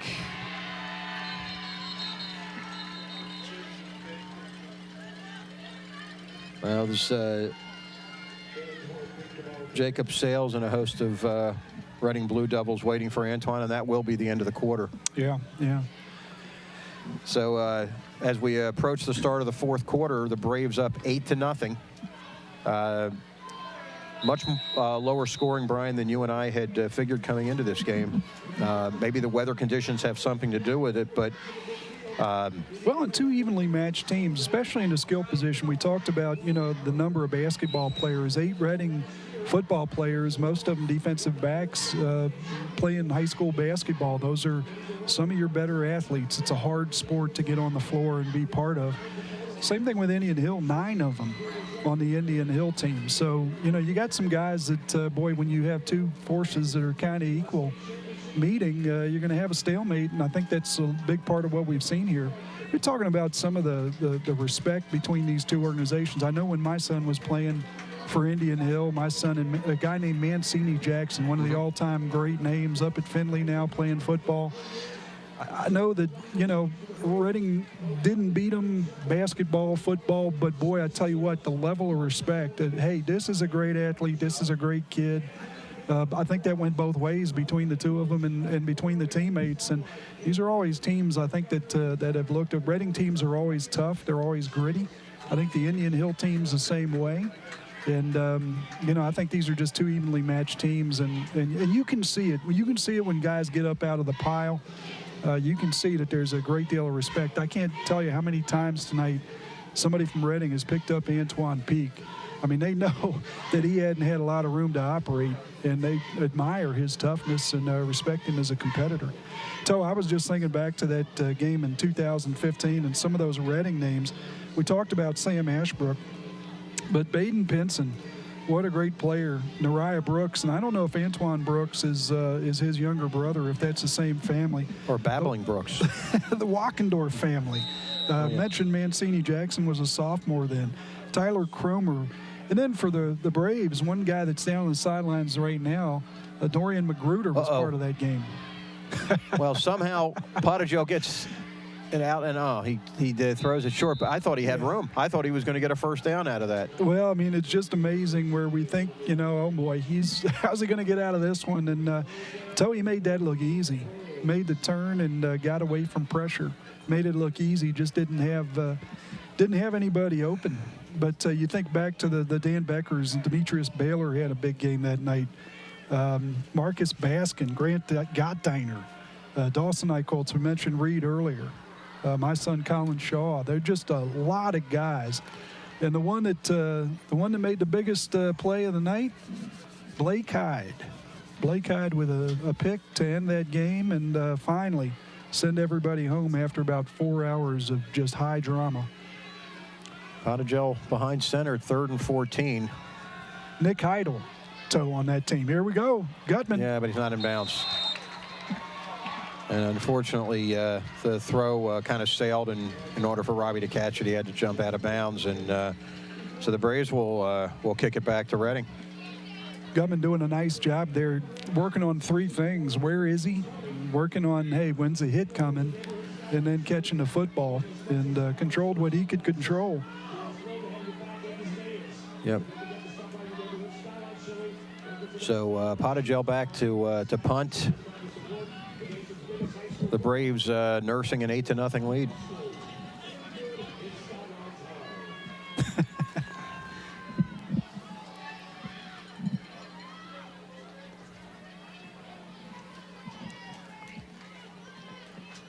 Whoa.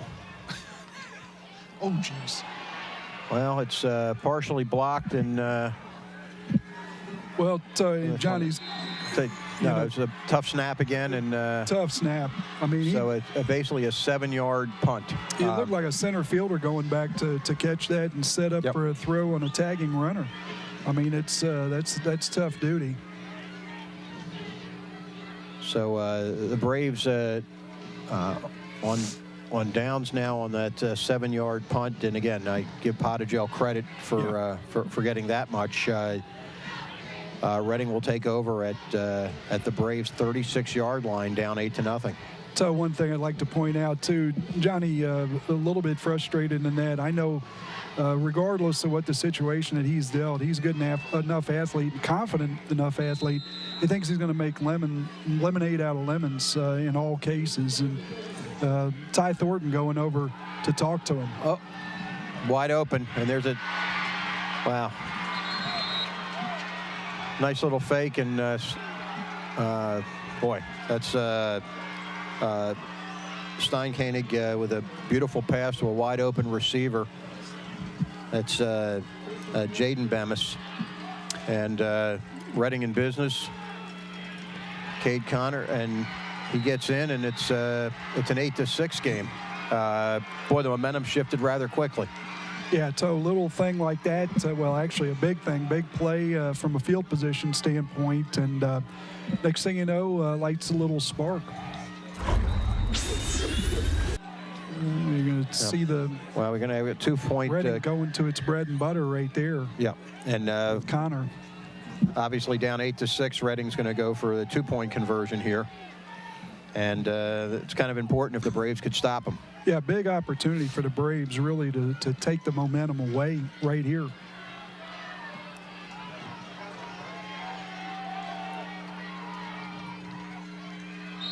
Up.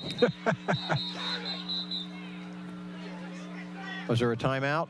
Indian Hill calls a timeout just before the snap. And first time out of the half, and Reading will regroup. Yeah, a lot going on right there, Toe. Well, this is a critical play. Yes, it is. As difficult as it is to get much offense going tonight, this could be a real game changer. Yeah, Toe, and I don't know what the kicking game's like over at Reading, and I know, gosh, we think we might have a good kicking game, but we don't know because we haven't tried field goals. You know, you stop them right here, you really do change the momentum of the game because, all intents and purposes, you're probably looking at another touchdown it takes to get past you. The kicking game, especially on a night like tonight, probably not going to come into play. Don't know that, but, you get an opportunity to get a stop here. Momentum goes right back to the Braves, and they have the football.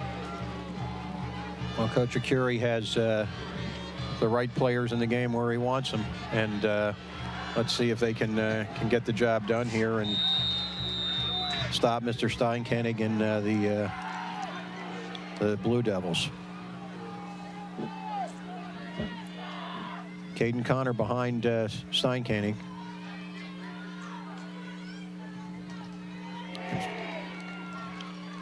They stopped him.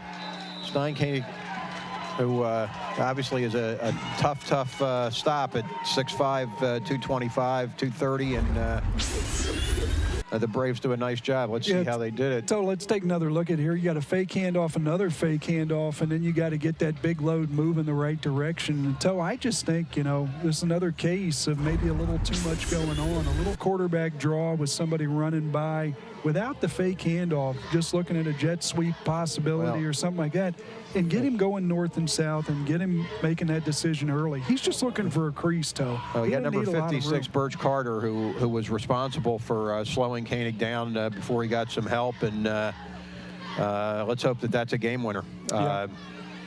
Braves now will receive the ball up 8-6, and we can get it in the end zone and give ourselves a little bit of breathing room here. And so this has been a game that's been so evenly contested from my perspective that, you got a lot of twists and turns between now and then. Important right now for the Braves, just keep playing. One play at a time, just try to move the ball. Keep those chains moving. First down, let's get ourselves into a manageable second. Third down, let's get ourselves in and then let's get to a part of the field where we have decisions to make about 4-down territory. Right now, it's just about little things and just keep grinding. It's not really about the score right now. It's just about doing little things the right way.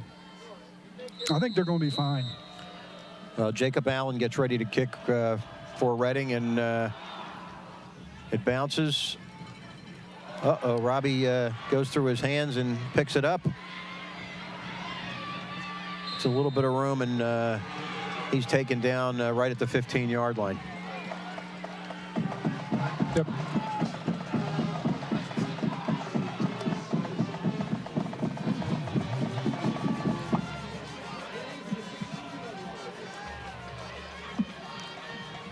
Well, let's strap it on, Brian. This is it now. If the Braves want to play potentially at home next week, got to play really well here for the next 11 minutes and 5 seconds. Sure.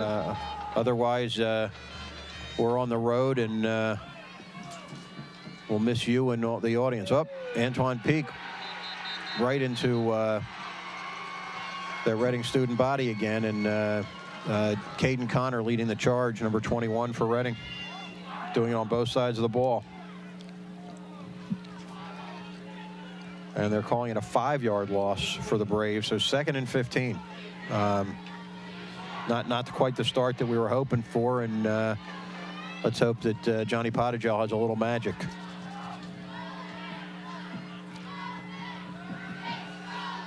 Yeah, Oh, there's pass interference.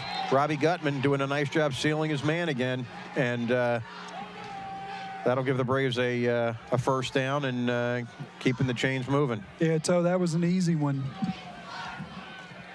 And, I think it's probably an opportunity down that part of the field to maybe make a play on the ball, but you can't go through the offensive player. Again, Robbie does a great job sealing using his body, and he's a big target. He is, and that's a big part of it, Toe. Good point right there. Robbie, a big receiver. Not only a guy with some height, but also a guy that weighs about 200 pounds.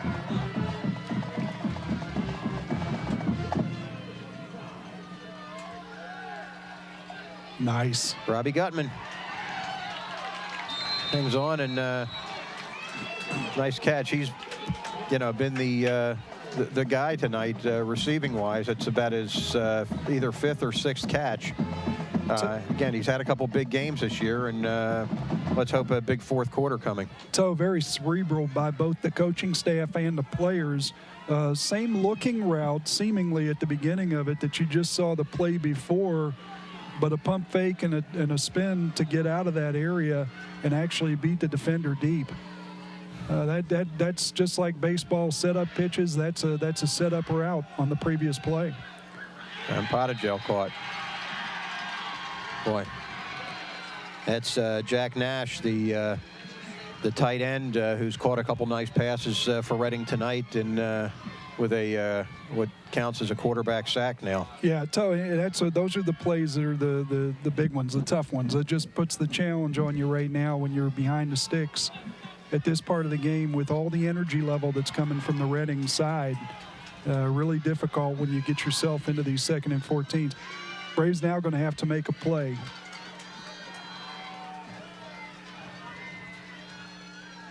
Oh, boy. Wow, Johnny Potagel. Wow. Wow.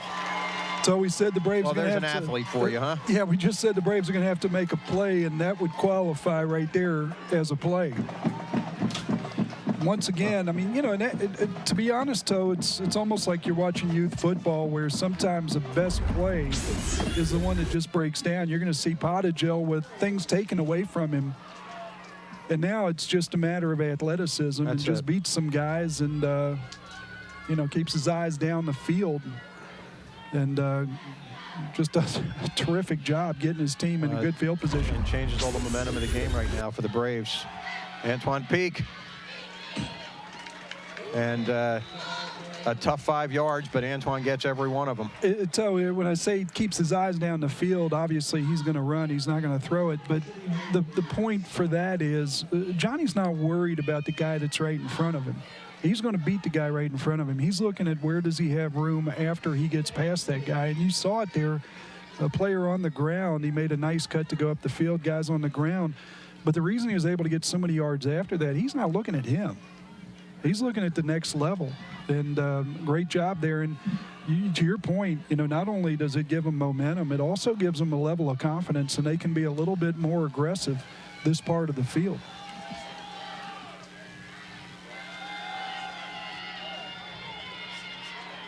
Johnny with a nice fake and gets the first down. Let's see what we got over here. They might have knocked him out of bounds after he was knocked him down after he was out of bounds, but yeah. I don't think the Braves get the call they were hoping for, but Johnny does get the first down for the Braves and keeps the chains moving. That's all right, Toe. And, we look at right now, if you're this Reading defense, first of all, you're starting to see some guys bending over, a little bit tired, a little bit gassed from chasing Johnny Potagel around. But, the other thing it does, you start leaving your responsibility. Once you've got some guy that's elusive, you start maybe trying to do too much, and it opens up some things for other people. There's Johnny.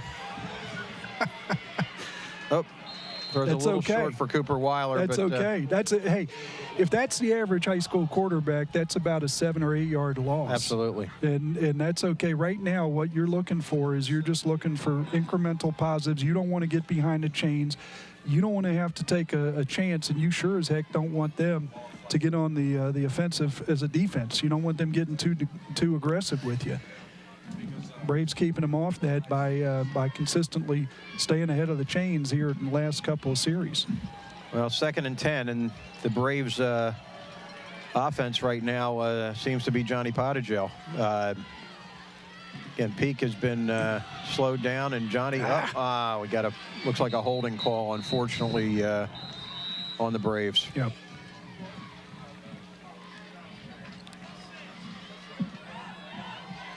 Well, that's a tough one, Toe, because that does put you in a position where, now all of a sudden you're taking a little risk, and they've got a little opportunity. But nonetheless, hey, these guys have been doing a good job giving him. I mean, he doesn't do all that running without blocking, and these guys have been doing a good job of giving him room. It's going to happen every once in a while. Well, that makes it a 2nd and 20, and again, it would certainly be great to get a first down, but that's a long way. Yeah, 2nd and 20, just important to get something good here. 8, 10 yards, whatever. Nice tackle. And that's one of the Bemis boys. Yeah. That's Julian Bemis. Julian says he's the faster of the two. Not sure Jaden agrees with that, but that's what we hear. But that's the difference in Johnny. You look at him with that run. First of all, decisive, and second, at the point of impact. I mean, he's given up a little size to the defender, so he didn't fall forward necessarily. But he's finishing low, and he's finishing strong. Here he goes. Oh.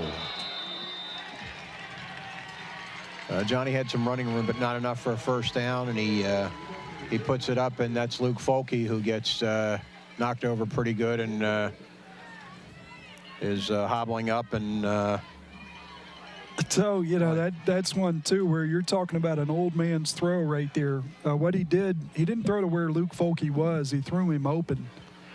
Well, and that's a pretty impressive throw, and obviously it's hard to make a play on that necessarily. It's not an easy play for a receiver to make that adjustment, but boy, that's a heck of a throw. He saw where space was and threw him open, and almost get a completion there for a long one. Brian, it looks like the Braves might be going for it. Alex Grace initially ran out on the field like they were going to try a field goal attempt. Yeah, you're talking 51 yards from here. That's probably a little bit out of what they want to do. They're going to give Johnny a chance to go for it here on 4th and 18. Well, he could do that. He could step back and he could kick it. You've got a lot of options here, but at least start them in a formation where they can see what the defense looks like. Well, and if you get a delay, that's not the worst thing in the world either. That's just what happened. Yeah. Give you a little space, and Johnny can get the ball up in the air, and hopefully we can go down and cover tight to the goal line.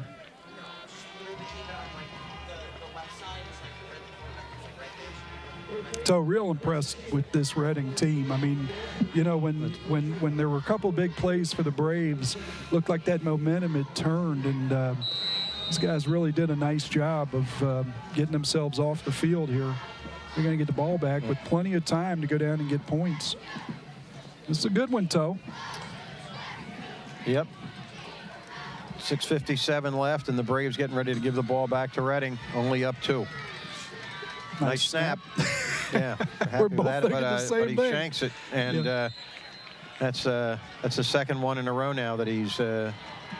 That one went off to his right, and Reading will get the ball in nice field position. Yeah, still got to go 70 yards. This Reading team has done a decent job kicking the ball, but you just look at it from the standpoint of like extra points. Reading 25 of 33 coming into the game tonight, so no sure things, particularly in this weather.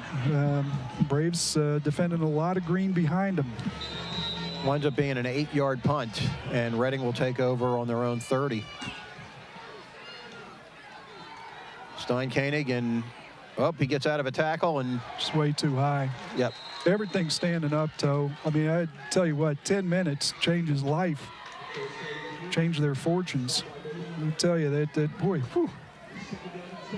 Good player. Just, got some, really simple stuff. Braves very fortunate. Well, Steinkoenig might have gained half a yard, and it's second and a long 9 or a short 10, and he's going back to pass now. Nice job stepping into pass. that throw. Casey Hinton. So that was a grown man throw right there. Yeah. He stepped into that one, put that on a line. That was Hinton. Very strong throw, and the Reading moves to change now with a first down. So, and a lot of experienced players. Casey Hinton, one of several that had CHL honors last year. Both Bemmons, Feld, Engel, Steinkoenig, Connor, and Schultz, all with CHL honors last year. Reading doing what you want to do, moving that ball. Clock 5:41 here. Plenty of time. Continue to think, Toe, it's really all about first down. Let's just start out with some momentum. Let's start out with the full playbook. Get into second down and 8, 7, 6. It really doesn't matter. 2nd and 7 for Reading. Steinkoenig tries to draw the Braves off, and they are going to call it. Nice job by Steinkoenig, the senior. Didn't just go ahead with the play, pointed it out, asked the official. And now what this is going to do, Toe, it's not a first down, but boy, it just makes it even easier. Yeah. What do you want to do from here? Playbook's wide open.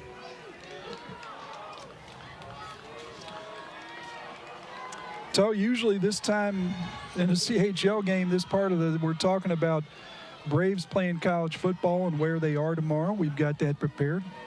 Not the time to talk about it. We wanted to talk about Joe Edel. This game's so good, we really can't talk about those things. Steinkoenig with the carry, and he gets the first down. Not much more, but enough to move the chains, and 1st and 10 for Reading. Yeah, did he get it? Yes, he did. So, nice finish to that, too, if you noticed, down a little bit lower, getting behind those pads. And it don't mean to oversimplify things, but a guy that's that good of an athlete with that frame in this league, it's a guy that shouldn't be taking too many shots. We talked about that earlier in the year with Antoine Peak, how many shots he was taking. He was maybe a little too upright. And, maybe didn't always put the ball in the hand and finish runs and, use that leverage. It's another guy. I could see him going all the way down the field that way if he wanted to. Fakes to Bemis. Okay. Gets away from one man and throws it up. Oh, boy. And so that's the other part of it. We talk in terms of, hey, make a decision. Kind of shades of Ben Roethlisberger, the Steelers quarterback, big guy, extends plays, ultimately finds somebody. And I tell you what, you can't fault is his ability to keep his eyes down the field. And the number of guys he's gotten the ball to this year, all those receiving stats are pretty similar for 5 or 6 guys. Well, he really does go through the progression. Nash wasn't one of their top 4 receivers, but he has 3 catches tonight, and that was a big one. Great job there, staying calm and continuing to look for opportunities. Steinkoenig having a great drive when they mean it most. Wow, Caden Connor. And gets him down to the 5-yard line, and the Braves are on their heels right now. So regardless of what happens here at the end of this drive, hopefully the Braves can keep them out of the end zone. However, whatever happens here, given the clock, and have plenty of time to get back down the field and answer. And the Braves have 2 timeouts remaining, and Reading has 3. Reading doing a great job right now of mixing it up. again, hard to take away everything. And Reading right now, between the pass and the run,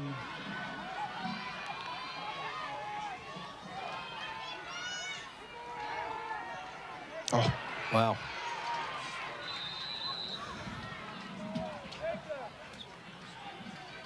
Well, a lot of fake handoffs, and the Braves are able to find the ball carrier, but a gain of 4. yeah, Peak and Gutman doing a great job right there, staying home, and stoning the ball carrier right there at the goal line. 2nd and goal from the 1.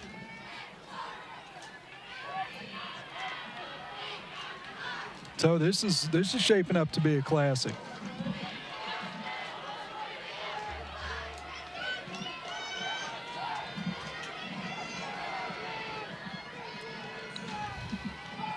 Caden Connor, and he's in.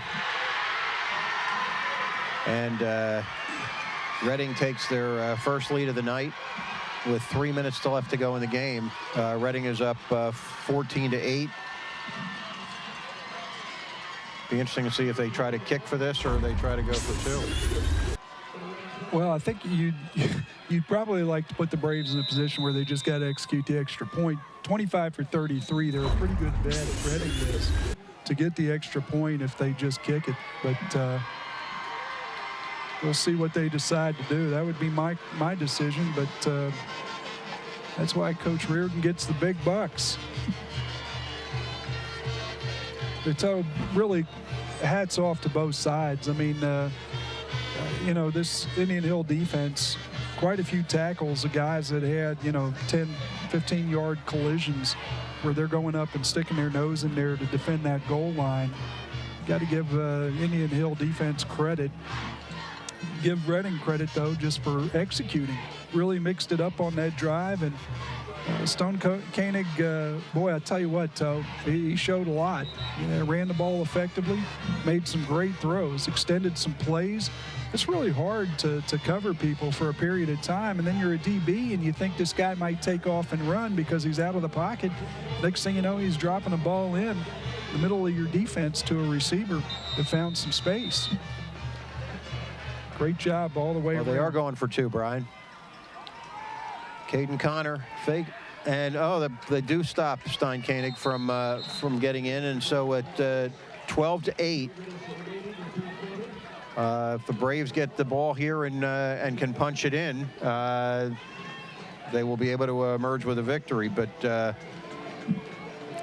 I'm sorry, I was looking at the score and we had something on the board that sorry about that earlier. We had something on the board that led me to believe that that they could get up to 7 without going for 2.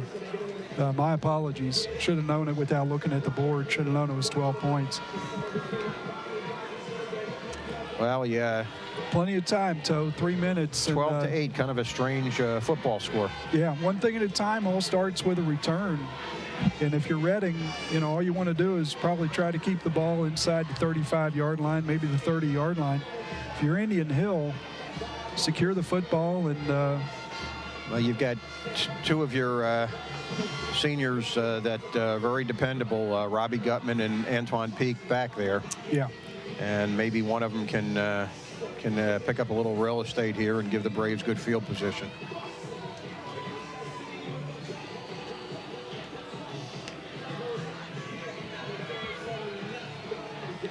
Reading's done a great job tonight, and Braves shut them out in the first half, and but Reading's come back with 2 touchdowns here in the second half.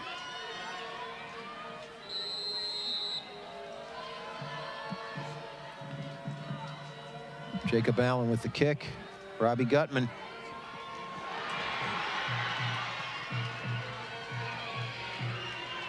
And gets it up to the 20, and the Braves have 80 yards to go. 80 yards to go. Toe, how many timeouts? I can't. 2. Can't see that. Okay, 2 timeouts for the Braves. Yeah.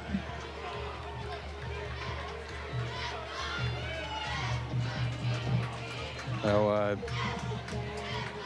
let's see. Robbie has been Potagel's favorite receiver so far tonight.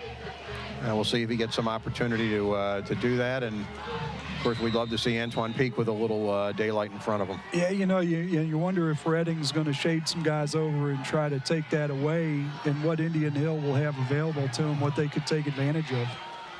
Well, Bemis is on Robbie, single coverage.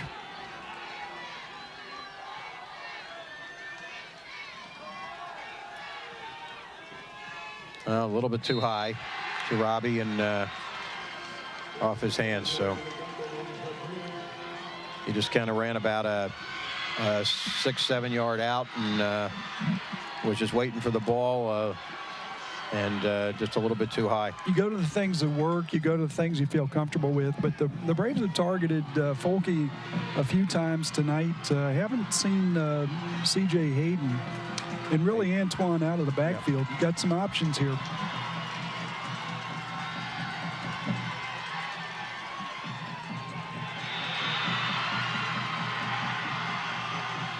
It's tough to see on this as far away from we are, but I guess it was incomplete to is that Robbie on the far side. So obviously, 4 down territory. 4 down territory. You know, you want to get something here, and that's the important thing. It's 3rd and 10, and Braves kind of under fire here. Got to make something happen. Great throw. Wow. Really stayed in there, took a big shot. And that's Robbie Gutman again. So he's targeted Robbie now 3 straight times, and Robbie delivers. And so the Braves stay alive. Just we're coming down to 2.5 minutes left in the game now. Credit Robbie, obviously, for great play, and Johnny for great delivery. Also the coaches for moving Johnny around, or I'm sorry, Robbie around. Well,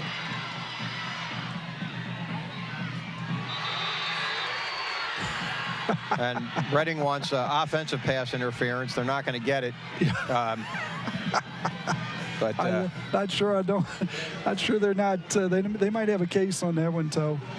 But nonetheless, both guys trying to make a play on the ball. That was opposite side of the field from us. But again, plenty of time. And 2nd and 10. Don't have to get it all at once. Got a couple timeouts too. The pass rush on John Potagel has been merciless. Yeah. I mean, they're all over him, and he doesn't have a lot of time to make decisions. Well, tough to get guys open. Sometimes I've been going with an empty backfield too, where they don't have an opportunity to get everybody accounted for. But so this is, middle of the field, I would imagine, right here. Opportunity. Braves really trying to work that sideline, but Reading, of course, trying to take it away. The Braves asked for and receive a new football, a dry football, and hopefully that'll help John here in the last 2 minutes and 17 seconds. Well, now they're coming up with another football. Yeah, you either want it really wet or dry. You don't want it I like glazed. the one that Tom Brady used. It's kind of deflated. A lot of pressure. Nice job of giving him a pocket, though. And what a play by Gutman. Could have been. Yes, sir. I tell you what, very impressive. Took some contact from the defender, able to get over him, get his hands on the football. What got to him was gravity. Just coming down, came down hard with the football in his hands. Impossible play. Well, but it's a great effort. 3rd and 10 now, and then the Braves have got to get a first down. Want to keep this thing going. There's 2:11 left. Yep. You don't need it all at once.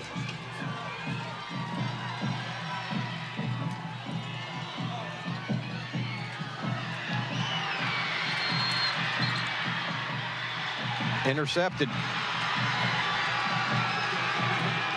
Casey Hinton.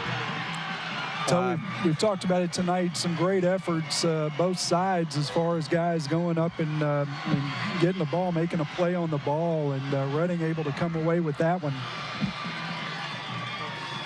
Well, it's very unfortunate. John Potagel throwing an interception there. As you mentioned, he only had 1 on the year coming into tonight. And Yeah, Braves trying to get it all here in one play, and understandable. But, yeah, again, good athletes on both sides going up and making plays on the ball. When the ball's in the air tonight, boy, I tell you what, it's been a real battle, both sides. I think that big number 72 for Reading, Zach Scholes, has been a great protector there for Stein Koenig, and also done a great job on the defensive side. Yeah, there's Caden Connor and a timeout. So, Toe, let's say we get to about $1:47 or something like that on the next timeout. At that point, you're talking about a third down, and Braves with an opportunity to get this ball back. Going to need a good defensive effort on this second down play and timeout. And I would imagine Reading is going to run the football. Be surprised if they don't. So Braves know what's coming. Well, Caden Connor and Stein Koenig are both have protected the ball very, very well tonight, and expect that they'll be doing that again. So we really can't say enough about. I mean, not just tonight, for a guy to at this point in the season play every snap at quarterback and not have turned the ball over like Stone Koenig has done this season is really an incredible feat.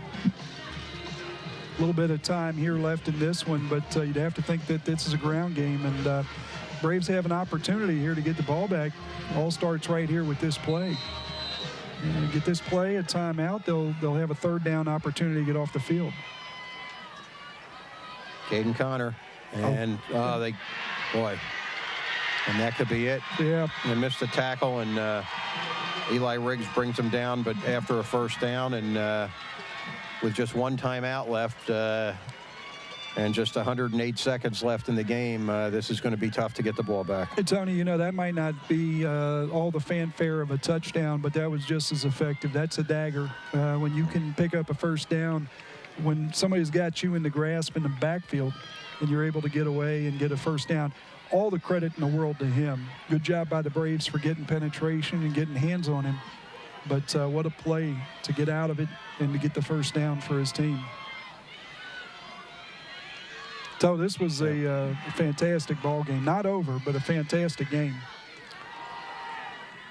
Caden Connor again. You know, he averages about 14, 15 carries a game. I think he's gotten every bit of that tonight, if not more. And so how about this Reading crowd? You know, these guys traveled. This is a night that, I don't know if we've seen the stands on the other side of the field any fuller than we saw it tonight. And this is a night where a lot of people would like to stay home. Yeah, the only one I would say was the Marymount game. They brought quite a few people, and but their weather conditions were significantly better. Yeah. But, you know, this is, assuming Reading does hold on here, they'll be their 5th league win, which they haven't done since 2017. And great credit to their coaching staff, led by Cody Reardon. And, yeah, So as we're getting toward a minute left in this thing, I would like to just mention our seniors. You know, this could be their last home game. Of course, Robbie Gutman, and the night that he has had tonight, tremendous. This is a guy that has just done everything he's been asked to do. Last year, played quarterback at the JV level to get himself ready for some things. Came out here this year and has been, in my mind, a first-team All-CHL, obviously. Absolutely. Player as a wide receiver. The other one, Luke Folke, as the play is going to go, and if something happens to change the outcome of this game, of course, we jump in. But Luke Folke, again, recognizing a senior. This is a guy that he's incredibly athletic. He's dealt with a number of injuries, but this is a guy, part of the 4x100 team here, a great swimmer in his youth, sneaky quick basketball player that can do almost anything he wants to on a basketball court. Tremendous kid. Those two guys are like peas in a pod, good friends. How about Ty Thornton? So, I mean, you think about all the expectations and all the things going on and the difficulty that this line had protecting him early in the season. The hits that he took, The way he kept his positive nature, he's just such a gentleman. And what he did for his teammates to support them as he's been out with a concussion. Ty Thornton is a leader, and can't wait till he's healthy and playing basketball. He's just a great kid.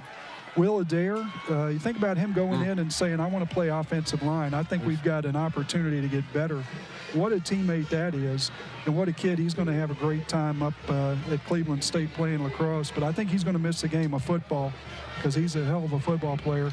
Cooper Weiler, how many big plays did Cooper Weiler did he make on defense? And our season's not over, but it may be the last time we're playing here on this field. That's my point. Cooper Weiler, how many big plays did he make in the shadows of his brothers, Graham and Duke, third guy to play here, and just came out and had a terrific senior year. Did everything he was asked to do defensively, and then on offense made some big plays too as a receiver. Going down through the list here, Antoine Peak Jr. So we talked about toughness, and you could not find a better teammate than Antoine Peak Jr. We've said it all year long. As good of a kid and as great of a teammate. If you ever wanted to play side by side with somebody, you could roll the clock up or roll the clock back as it is and have a teammate, you'd pick Antoine Peak. He's the best. Carson Devine, boy, you can see how important he is to this team. When he's gone, it's a different situation. Both sides of the ball. Same thing. How about Joseph David? How about the energy and the leadership that he's shown all year long? You talk about a guy that gets you up as a team and is a high motor guy. He's going to be incredible for any organization he's part of as an employee going forward. Think about him as a 30, 40-year-old guy. He's going to kill it. Garrett McClung, another one, had some injuries this season. Totally different team when he's out there, and his steadiness and his leadership. He's just a high-character guy, and he's been a treat to watch. James Bulmer, same way. This is a guy that great family here at Indian Hill, and the Bulmer family got some of them coming as well. And then Ty Kendall. Ty Kendall also on that line. These guys are just tremendous. So hats off to Reading. And the first win against Indian Hill since what year was it? 2003 with Tony Bike. So yeah, they did a terrific job. The Braves beat them last year 53-0, and Reading certainly turns the tables. Congrats to all the parents that raised these great kids that we talked about that are seniors. They're going to play more football. We'll figure out where that's going to be. I'd love it to be home, but it looks like it's probably going to be on the road. They started as a road team entering tonight. That'll probably continue. And also kudos to Denny Dupps, who runs this terrific television network, and Steve Overberg, who does so many different things, wears so many different hats to make these broadcasts possible, and their entire crew. And thanks to Coach Arcuri and the coaches for giving us a great season here at home, and congrats to Coach Reardon and the Reading Blue Devils.